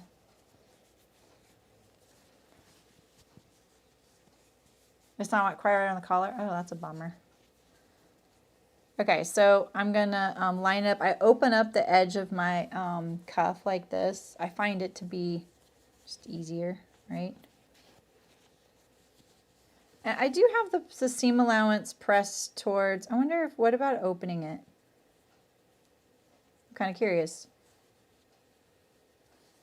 Sometimes it's not easy to do that. I'm thinking about it. So when I place this right here, so here's the deal.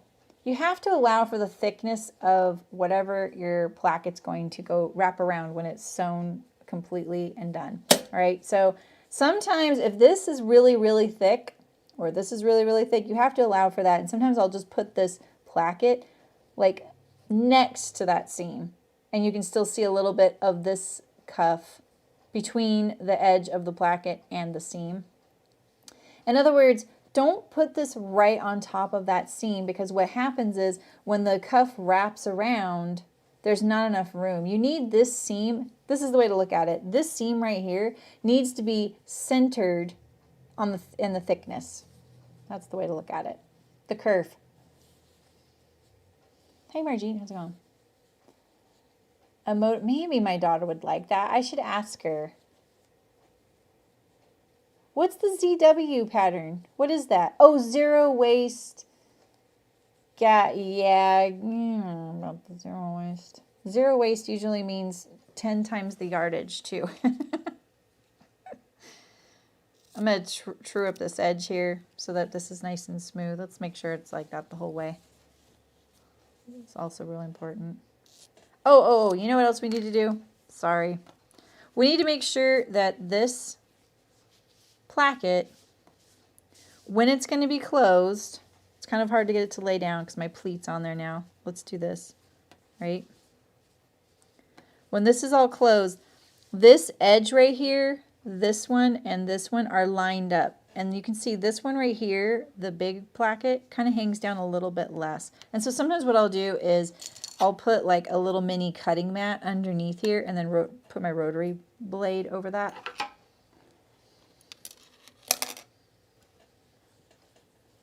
I'm going to trim this off, make this transition a little bit better. I can't grab it though. It's so chonky. We have other opportunities to straighten this out and make sure they're going to match, but it's nice to do it ahead of time. All right, now let's start sewing. All right, so like I said, inside of the cuff, so the uninterfaced one, to the inside of the sleeve. Maybe we'll put the seam allowance on that side. That kind of helps. If you press the seam allowance of your cuff toward the outer cuff, that could be a strategy. That kind of gives you a thickness. Let's try it.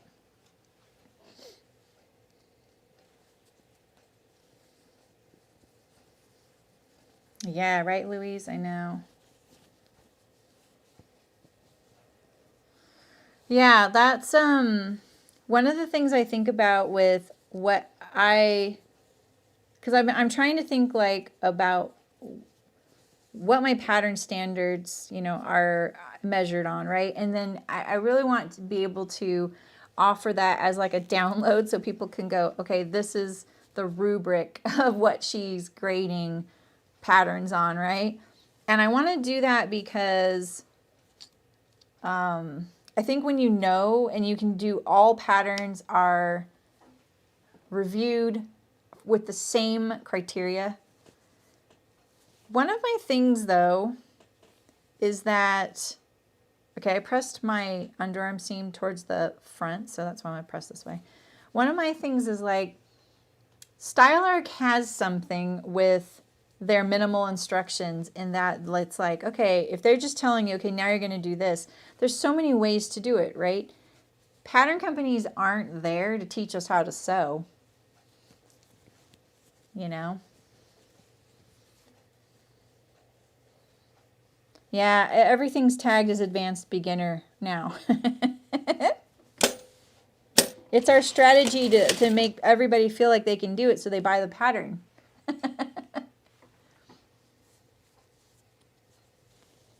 That's cute, Nancy.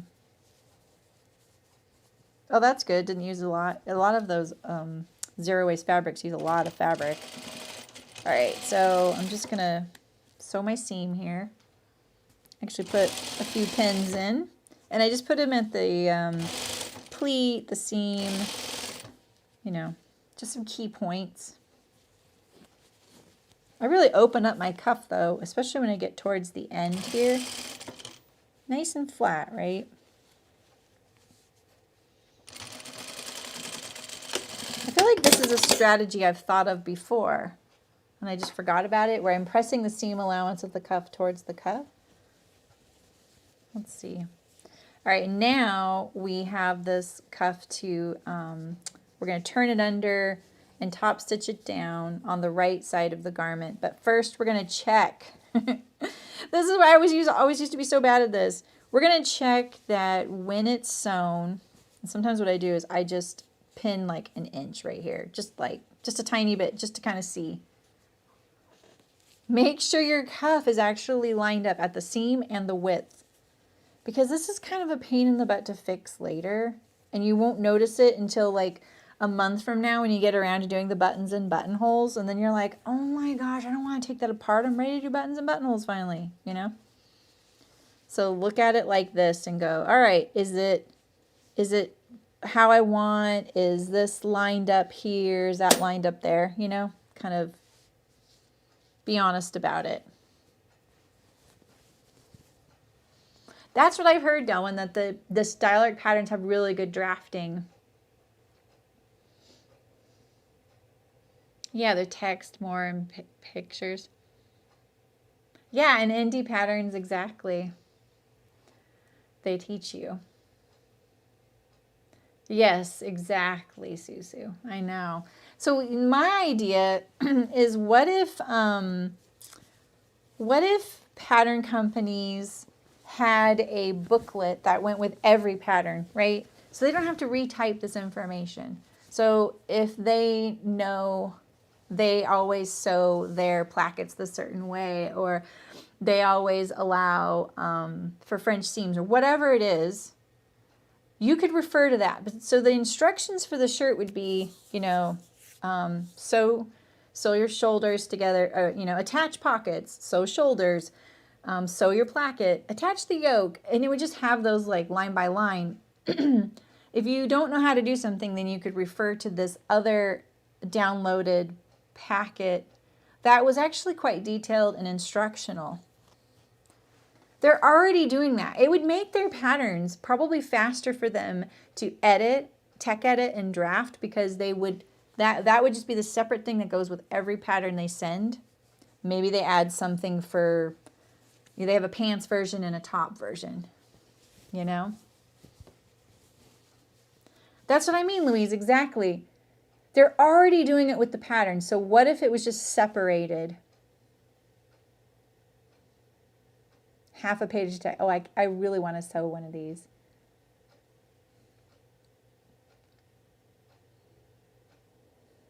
Oh my gosh, Allison. Yeah, we can talk about that, Nancy. Yeah, but if they had it on the blog, I think that might bug some people, that they would have to connect to the internet. You know what I mean? They don't have to download the whole packet, but they could and print it, and they would always have it.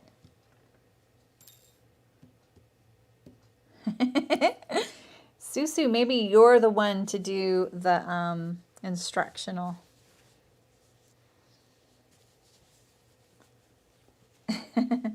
Your method of following a pattern, mine is already cluttered, and separating instructions just gets rid of the cluttered words.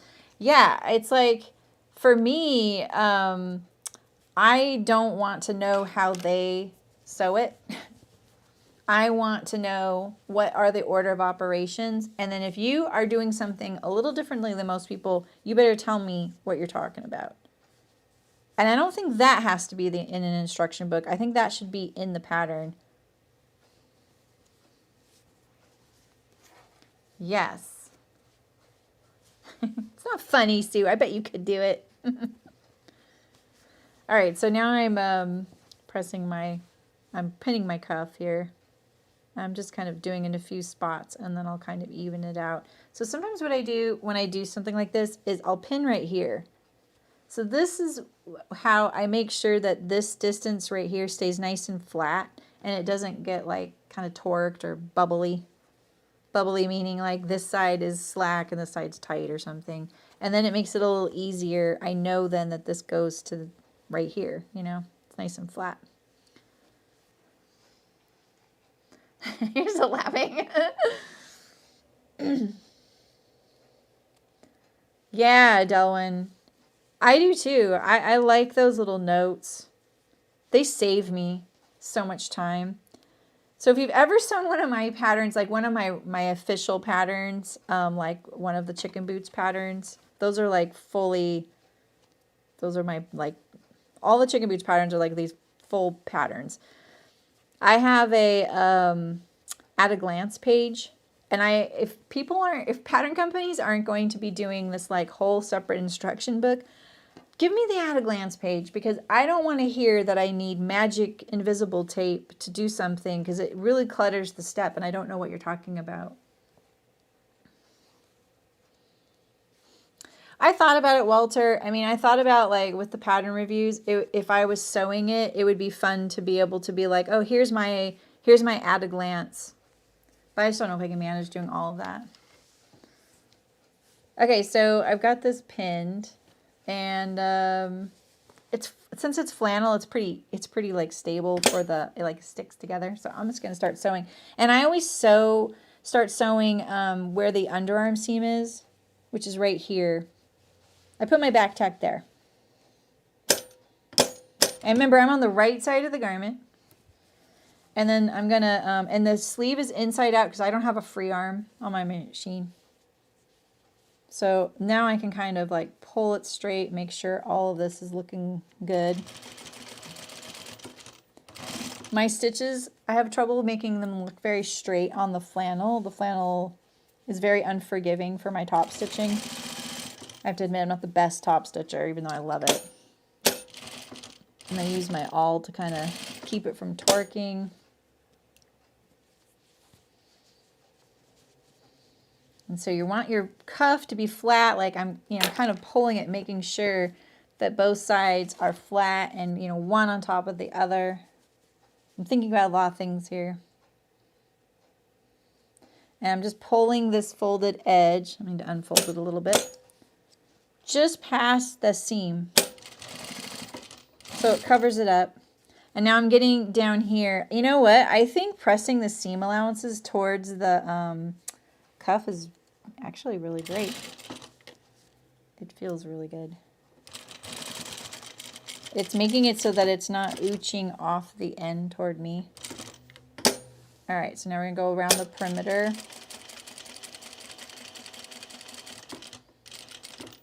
Oh, I'm not feeling very skilled to do this part right here.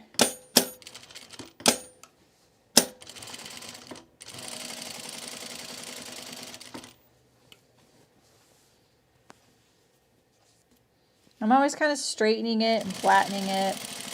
I don't want anything pulling.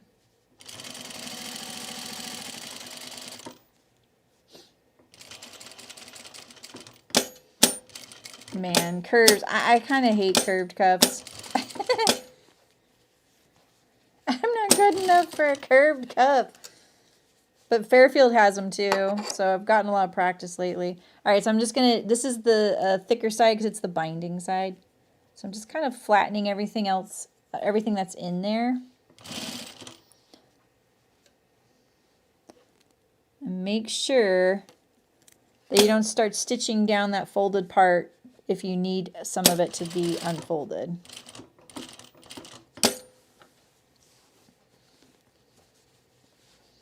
I'm going to poke that in there a little bit. Hope you can see. Kind of. Can you see? This is my cuff right here. That's just my shirt. I have dedicated videos for this too.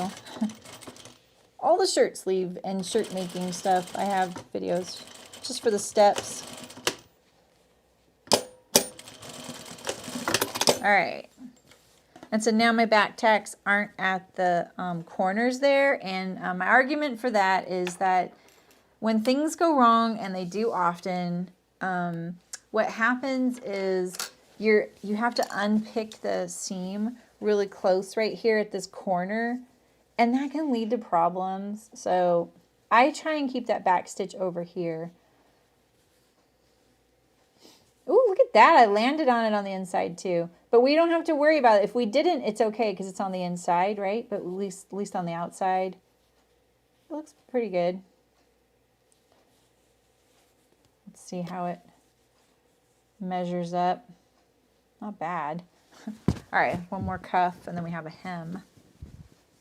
Here it is. All right, so same thing. We're going to make sure that our edge here is straight, right? And this is one thing that I'm trying to figure out how to prevent from happening right now, because I see it a lot, is when I have a shirt sleeve placket like this edge right here, the fold edge, it always is a little bit like, whereas this right here is like very controlled and tight because it's been stitched and seamed. This edge is really loosey-goosey, and it gets a little longer sometimes. And sometimes it's really bad. Like it's really hard for me to get it to lay as flat as the rest of it. So this one's not too bad. That looks pretty good.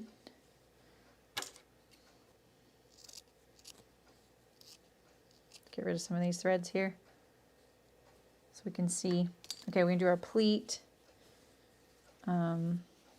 Always toward the cuff, because this is going, over, buttoning over. This is the buttonhole side, in other words. It's the top. And oh my gosh, there we go. Sometimes you can really make sure your pleat's straight. If the line is straight, by folding it, lining up these edges, and then positioning it where it needs to go. If your pleat gets kind of out of shape right here, like if it's at an angle like this, that can change the circumference sometimes at your cuff edge, and you're like, why can't I get my cuff in there? It's really hard. So the so live method. I have time.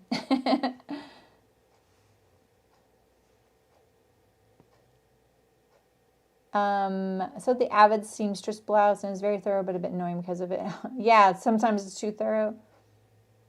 I got really confused on something I sewed recently because it was too thorough. Oh, that's interesting, Elizabeth. Who's that? Sydney designer dress. Who's that by? Yeah, if there's too many words and pictures, yeah. I just want a title. I just want a title. I want to know what we're doing in this next step. If I need more information, I'll read the paragraph. Yeah. There's a lot of different kinds of learners. We're all different, you know. All right, so remember this is the back, right? It's the narrow piece side of the sleeve, so we know that's the back. And remember, I pressed my seam allowance on the sleeve towards the front, so I know it's going that way, right? And then this is the inside of my sleeve. My sleeve is right side out. So I don't have a free arm, so it's easier for me to sew that way. This is the inside cuff. This is the inner faced one, so that's my outer cuff. So we're going to put this inner cuff. I'm going to press the seam allowances towards the outer because that seemed to work really good. And it gives it something to nestle up against right there. The only thing about this is I kind of like sewing from the sleeve side. So let's, did I do it this way last time or the other way? Let's do it the other way this time. I think I did it the other way last time. Like this. That means I'd have to turn the sleeve cuff inside out. Interesting idea. I kind of like this idea. Let's try this. I never do the same thing twice, do I? I'm not even pinning this time, I'm just going for it. Sometimes I just want my machine to hold it. If it feels good, I can tell when something feels easier when I just start sewing and I don't pin, which is the case right now.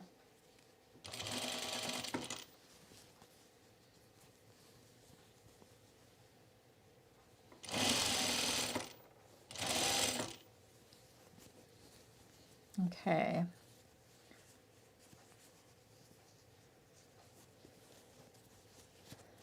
You know your seam allowances were accurate when.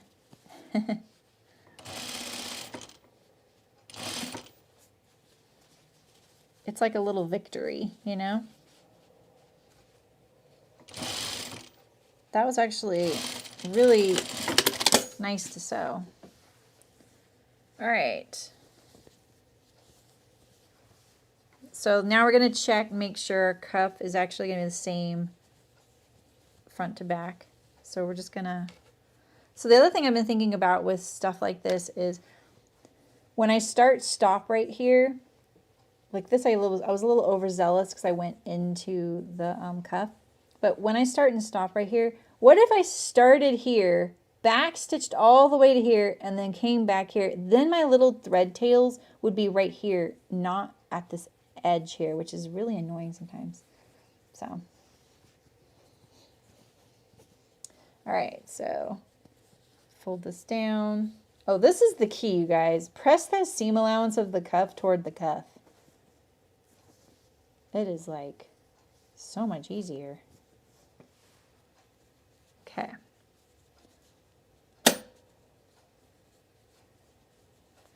So we're just checking our width front to back right now.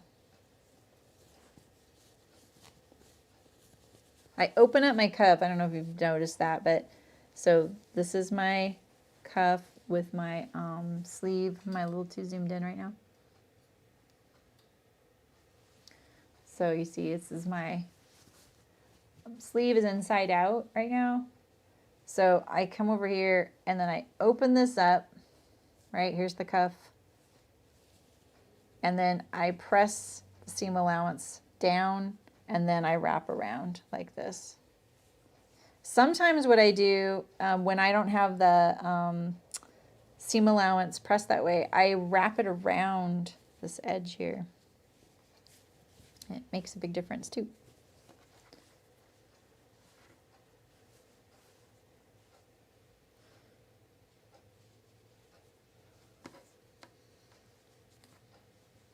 Oh, I've heard of the Avid Seamstress. I must follow her on Instagram.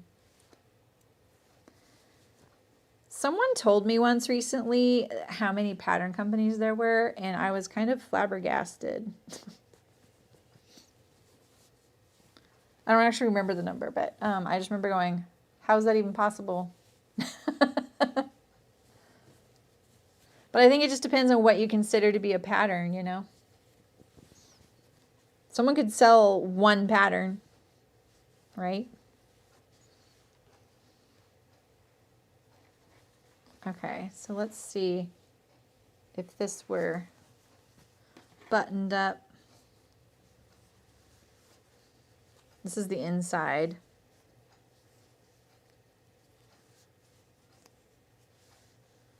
I think it'll work.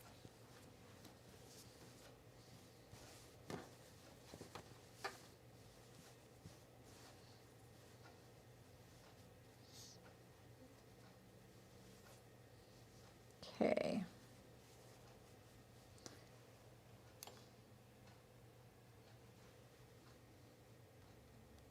Well, that's pretty cool.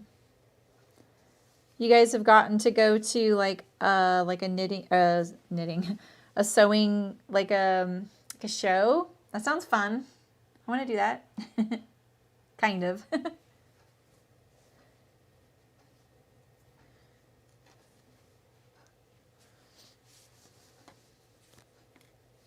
I'm always leery of new pattern companies. Terrible, I know.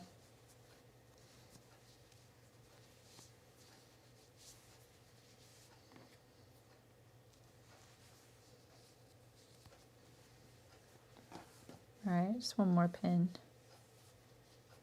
I'm always pulling this, you know, and that's what I keep adjusting. I'll pull, and then I do it again and again. And I'm just trying to make sure that that underside is nice and flat. Yes, that's, I think, my biggest beef right now. I have to admit, like, the one thing I would admit out loud right now is I am not excited by many patterns right now. Like, I don't want another pull-on pants. I don't want any more loungewear, and I don't want a big full sleeve. I want some interesting things to sew, and I want them to be practical. I don't know. I don't want them to be... I don't mind seeing some things I've seen before, but at the same time, I feel like it almost feels like people are copying each other, and I'm sure they aren't. I'm sure they're just as disappointed when they release a pattern as anybody, that they've been like, what? We were working on a pattern like that, you know? But yeah, I have to say, I'm not excited by anything right now. Did you guys see that Thread Theory came out with a new apron? It is really cool. I was like, dang it, we just sewed an apron. And I feel like it's going to be hard for them to compete because it's not free. And the Sam apron, you know, that one was free, and it's, you know, billed as utility. So I hope it does well, because we haven't seen anything new from Thread Theory in a really long time, and I really like their stuff. Although yesterday I totally did the thing that I can't stand that I do every time on that pattern, and I cut the wrong side of the front out because they have you put it face down. I was using a different copy of my pattern because I cut out a different size for my brother, and I didn't have it marked on there. don't forget to flip this over, you know.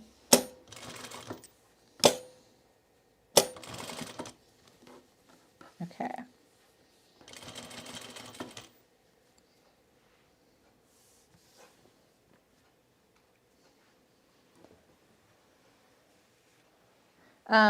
The other thing I can't stand is when there's nothing interesting on the back. That's my other pet peeve with patterns. I'm like, come on. We have a backside to fit too. I want some shaping. You know? And that's not meaning I want it all to be on the back. I have a front side. You have a front side. I have a back side. You have a back side, right? Don't forget about my back side. Just saying.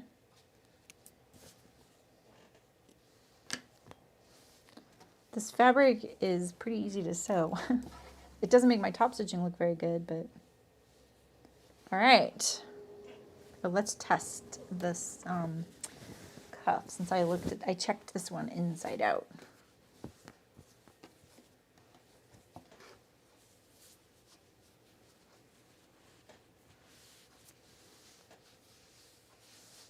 It's pretty good. It looks a little wiggly right here, but then I hold it a different way and it's not. Like that, I feel like I could fuss with this right here, but I think that might be dangerous. See how it looks a little bit kind of rounded right here? I would probably take this out and I'll probably fix it a little bit right here and here before I get the buttons and buttonholes.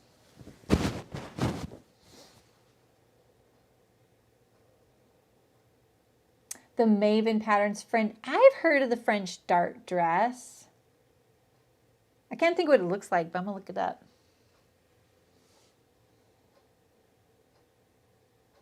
Oh, Susu. Oh, that's cool, Louise.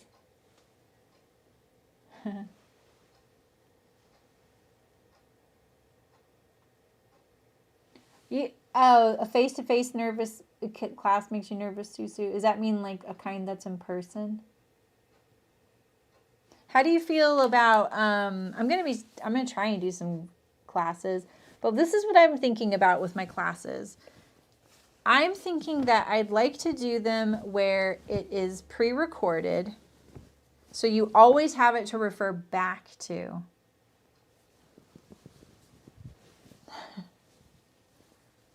You know what I mean?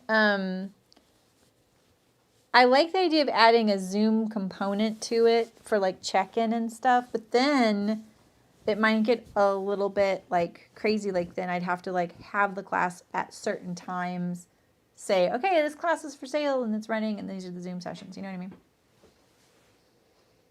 What, Terry? Oh, BC. Oh, yeah. BC, exactly. I always say that too. Before the panini. All right, so right now I'm just checking my placket length here.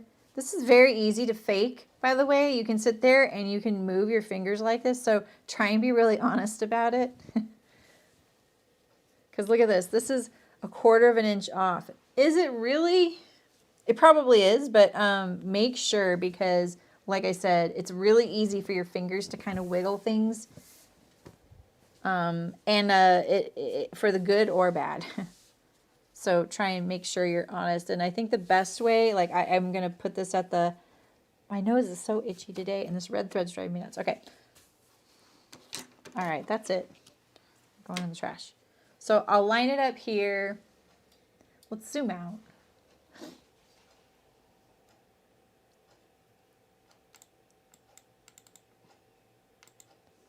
Before time, the before times.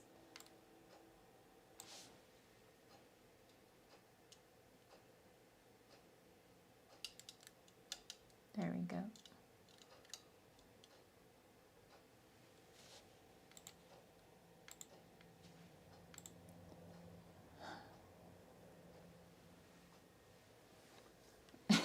Right, Terry? Maybe we could do that in the Mighty Networks thing. Which, by the way, I'm going to call the So-So Guild.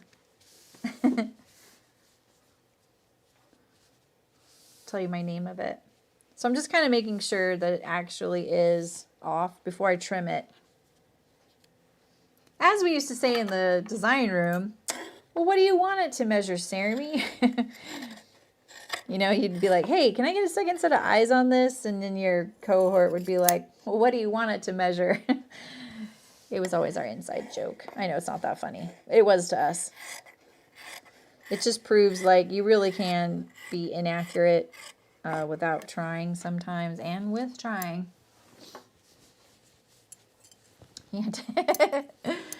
Yeah, okay, so I feel like what I would want is taints what I want to offer.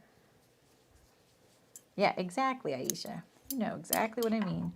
So like for me, I really love pre-recorded in really tiny chapters so that you feel like you can kind of accomplish something and then it's a really easy stopping point.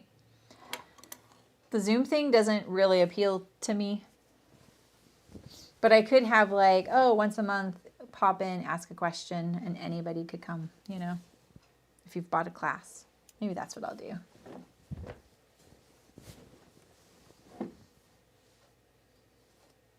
Knickers, that's awesome. Like underwear knickers? Okay, so we're going to do this curved hem now. It's not too curved. Placket's pretty thick. See all those layers there? So this is what we're going to do too. We're going to mark on our placket left and right where we're folding it up. So then when we get over here, we're folding it at the exact same place, right?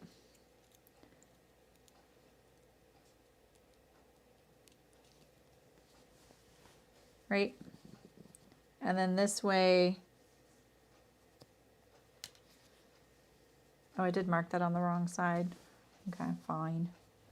Fine. You want to mark it on the wrong side. Like, actually the wrong side. Not the wrong side, but the wrong side. Yeah, I agree, Terry. Guild, doesn't it sound posh? It sounds like a learning environment. That's what I want. All right, so we know we're going to fold here. Maybe you do want this on the right side, because look, there goes my pin.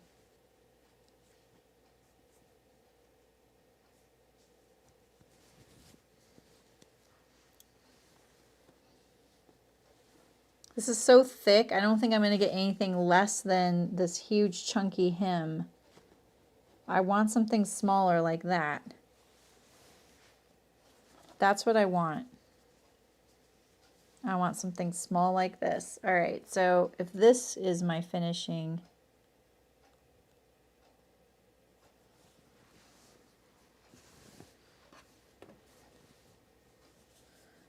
that's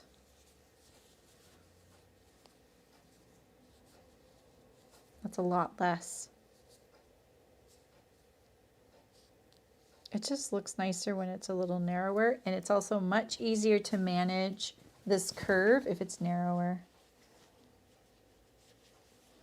All right, let's give it a shot. And so now these little threads, let's get rid of some of these threads. Let's trim these off, right?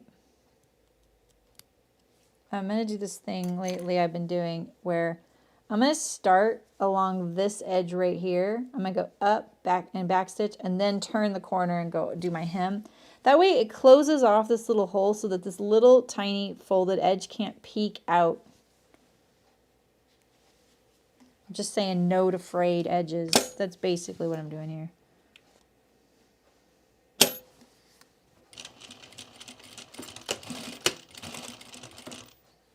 Okay.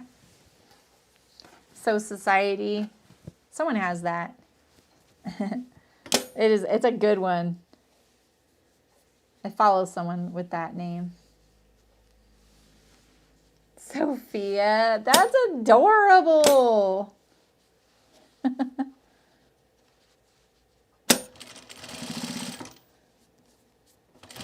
Sue just wants like her own private pattern drafter. I mean, okay.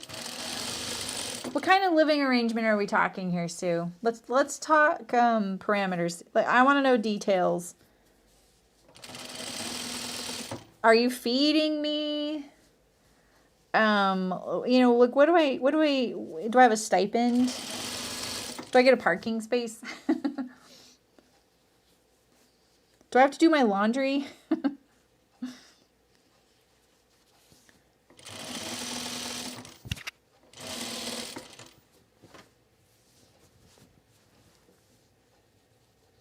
So these curves can be really tricky, but what I've found is this is all fabric management too.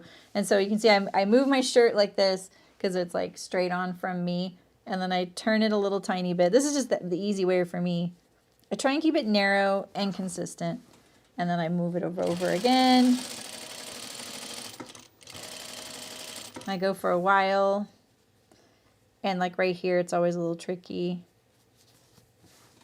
And then if it's acting up, I sit there and I smooth it with my finger under there.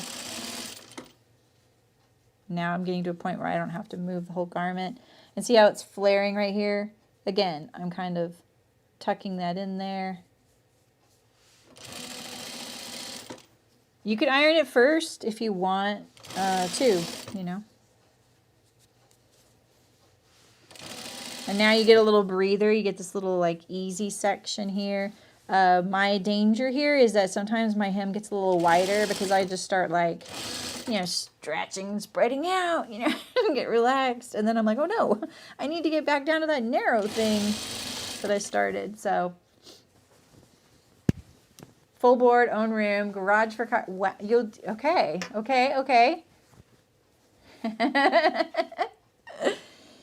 I'll just be the world's first traveling personal pattern drafter.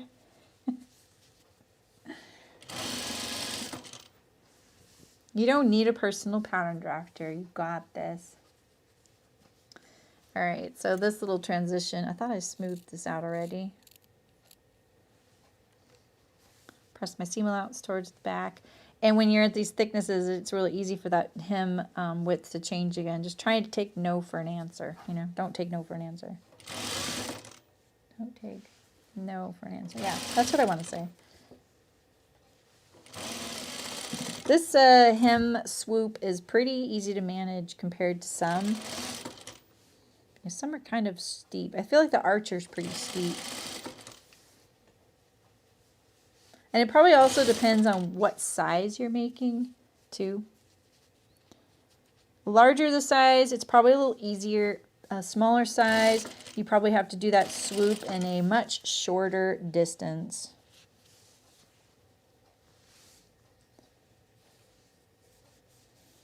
Okay. I just kind of slide it in there. Sometimes I get torquing, and it's fine. You'll see store-bought stuff has it too. Just try to minimize it. Iron it first if you're really having trouble. All right, so we're now at this spot here.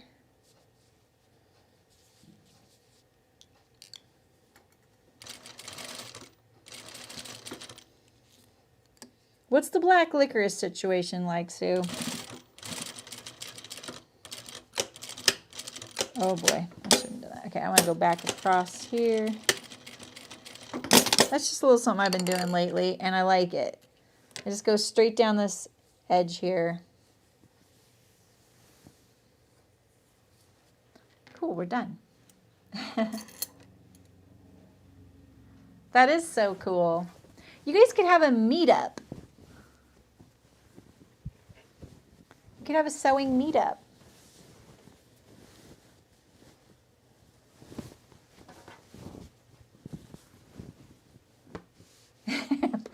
Susu, I have to have a constant supply of black licorice. Come on. Haven't you spent any time with me?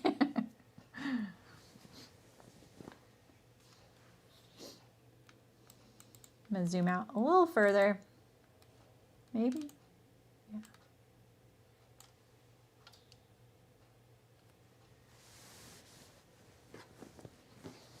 Okay. This looks nice. Looks pretty good. I forgot my tag again. When I do these like really finished yoke areas, I always forget, don't I? Hi, Eliza. I got this at Maker's Fabric, and it's 90% cotton, 10% yak wool. Oh, I like watermelon. That's my summer thing. You just had a licorice delivery? What did you get, Fiona? I don't have any right now. You cleaned your table for cutting, and lo and behold, did not send the Fairfield to the printer. Oh, no. Far cardigan. What's the far cardigan? Is it really called that? I'm looking it up.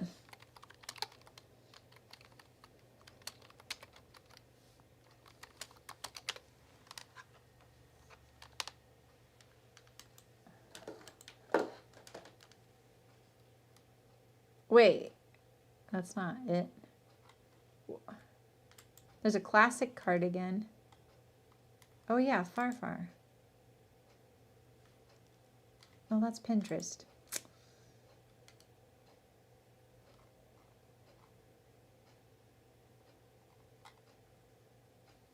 Far classic. Is it not on their website anymore? Did they rename it? I think they renamed it.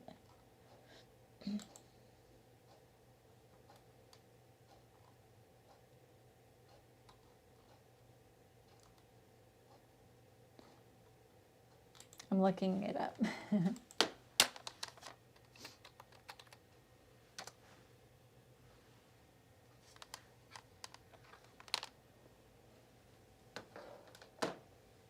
These are blog posts, though. I think they renamed it. Huh. You really want licorice? Oh, does it, Malin? Oh, okay. So I think that, yeah, it's the English version is men's classic cardigan. Here, I'll put this in the chat. Oh, am I still here? Yeah, okay. Is this it?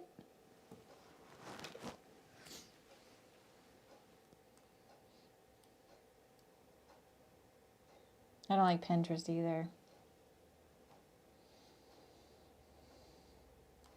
Yeah, okay. Yeah, that's nice, Walter. That'll be nice. That looks really fun to sew. I got their men's bomber, or not men's. I got the Amelia bomber jacket. Hi, Robin. How's it going? Hello.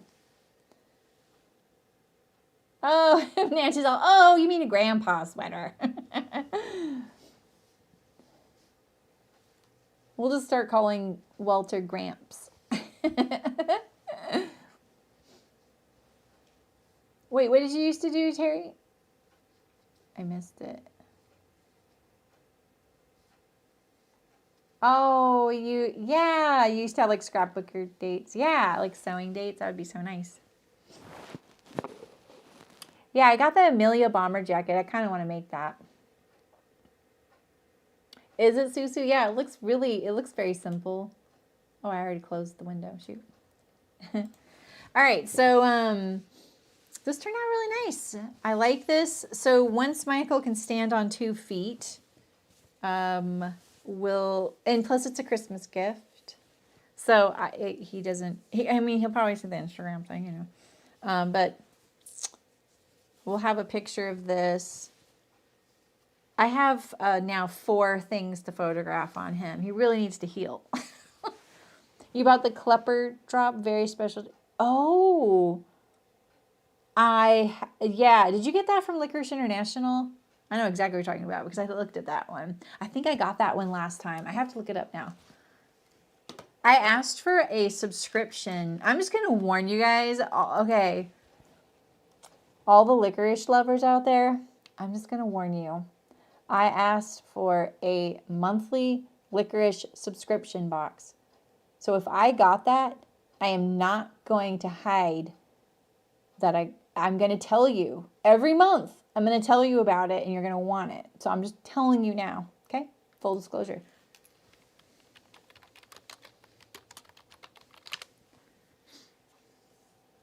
Oh, yeah, the little coins. Oh, no, the drops.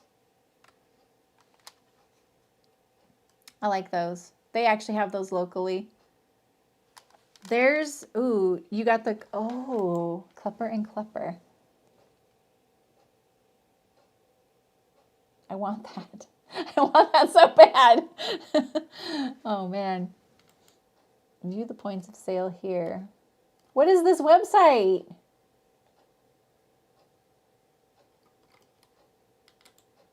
Margit.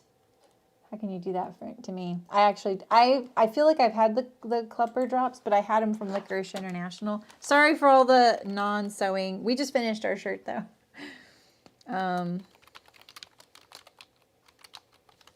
Oh my gosh, I'm in all caps right now.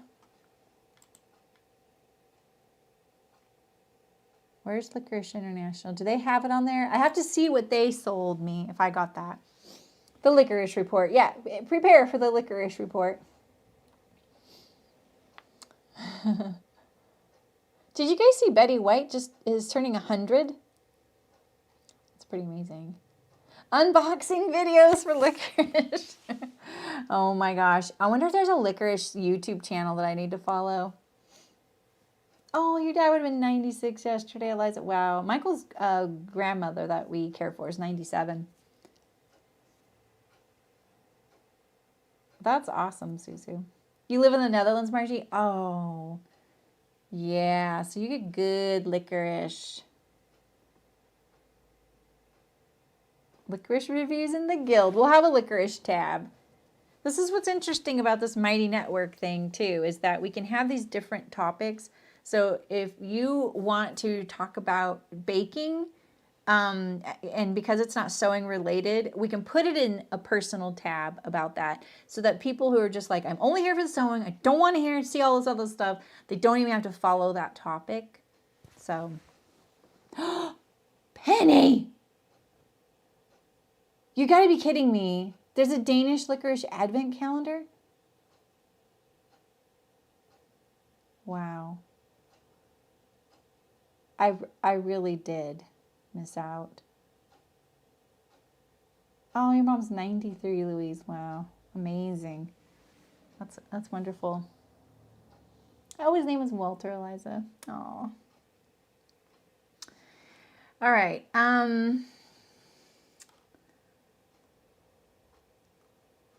Yeah, that does sound pretty good. You bought your dogs a set of stairs for the couch. It's 10 cents. Yeah, you should make them wait for... No, don't make them wait. That makes your life easier too, doesn't it?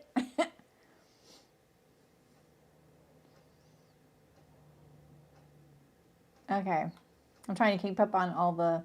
The honing drop is my favorite. It's absolutely my favorite. The little honey hive.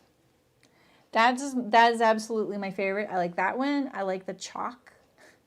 I don't know what it's probably Dutch. I really like Dutch style licorice. It's my favorite. Yes, Rachel, they do. I love salt, but I will say that salty licorice isn't my favorite. Yeah. But mostly if I go to the Licorice International site, everything on that Dutch page, I'm there for that. There's a couple others I like too. I overdo it. I'll like go and I'll like buy a little bit of all these different things, and then I end up eating the three I really love really quickly, and it's the chalk, the honing drop, and then another one. I have to see. I've been not looking at the site because I asked for the subscription box. I really hope I got it. If I didn't, I'm probably just gonna get it because I've been wanting it for like 2 years. I've never asked for it. I should have just asked for it a long time ago. My family always asks, what do you want? I'm like, I don't know. So, yeah. Well, anyway, this turned out amazing. And thanks to Wardrobe by Me for the 10% off code. So, I don't know how long that code's good for. I'm really sorry. Oh, the Klepper and Klepper has better. Do they ship in the United States? Bay leaf too. I I wish Libby was here because maybe we could share an order.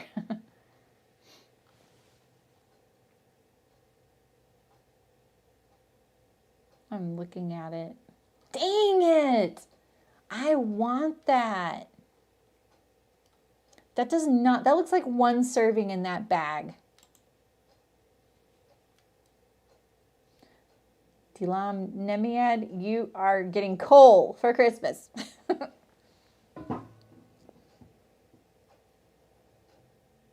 Aw, Louise, yeah. I can't imagine.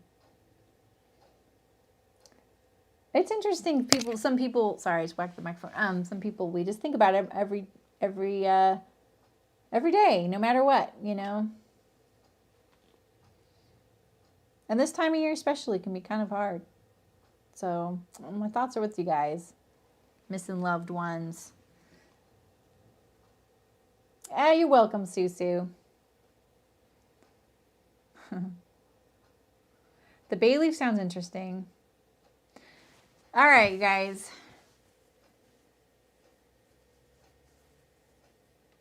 I think so, Margit. That sounds familiar to me too. Yeah, Delwyn. Yeah, thanks. All right, and this might be my last stream for the year, live stream. But I might try, Delwyn, I might try and do the Sandhill Sling. I know you're interested in it. So just stay tuned. I'll, you know, if you guys got notifications on, it seemed like they're working a little better now. So I'll try and schedule it. So I think that helps. So it might be next week even, because I have one more to sew, but I'm just, the wax in my machine, it's kind of been a issue. So I'm a little nervous about it. I haven't quite finished the 2 I have. They're right here. So here's one. So I got the hardware. See, hardware's looking good. Now that I haven't looked at this for a few days, it looks better than I thought. But and then I'm doing it a little differently where I'm binding the inside. And here's the outside. But when I went to sew this little tab down, my machine sounded like it wasn't doing so good. And then I realized the needle needed to be changed. So this just has one seam left. I just need to bind this, you know, there's a little pocket here. And I stitched to the pocket. If anyone's making this pocket goes all the way down. I actually stitched a pin pocket and then I shortened it too. Yeah, Robin, you know what? You know how onion skin paper that's thin? I have some really old onion skin paper and I was going to draw a design on it. And then I noticed there's a fox on the onion skin. Like it's like the relief in the paper, the brand. So I just stitched it. And stitching on this was pretty easy because you can just draw right on your bag, the wax. So yeah. So we'll see. Okay, cool, Fiona. Yeah. I think I'd like to I'm trying to decide if I want to cut his out of canvas or this waxed stuff, my dad's. I hate this is a problem, this little thread. That's annoying. But this waxer canvas by Robert Kaufman, I don't know, it's like gumming up my machine and it's not been my favorite stuff to use. So I have this one, I have this one here.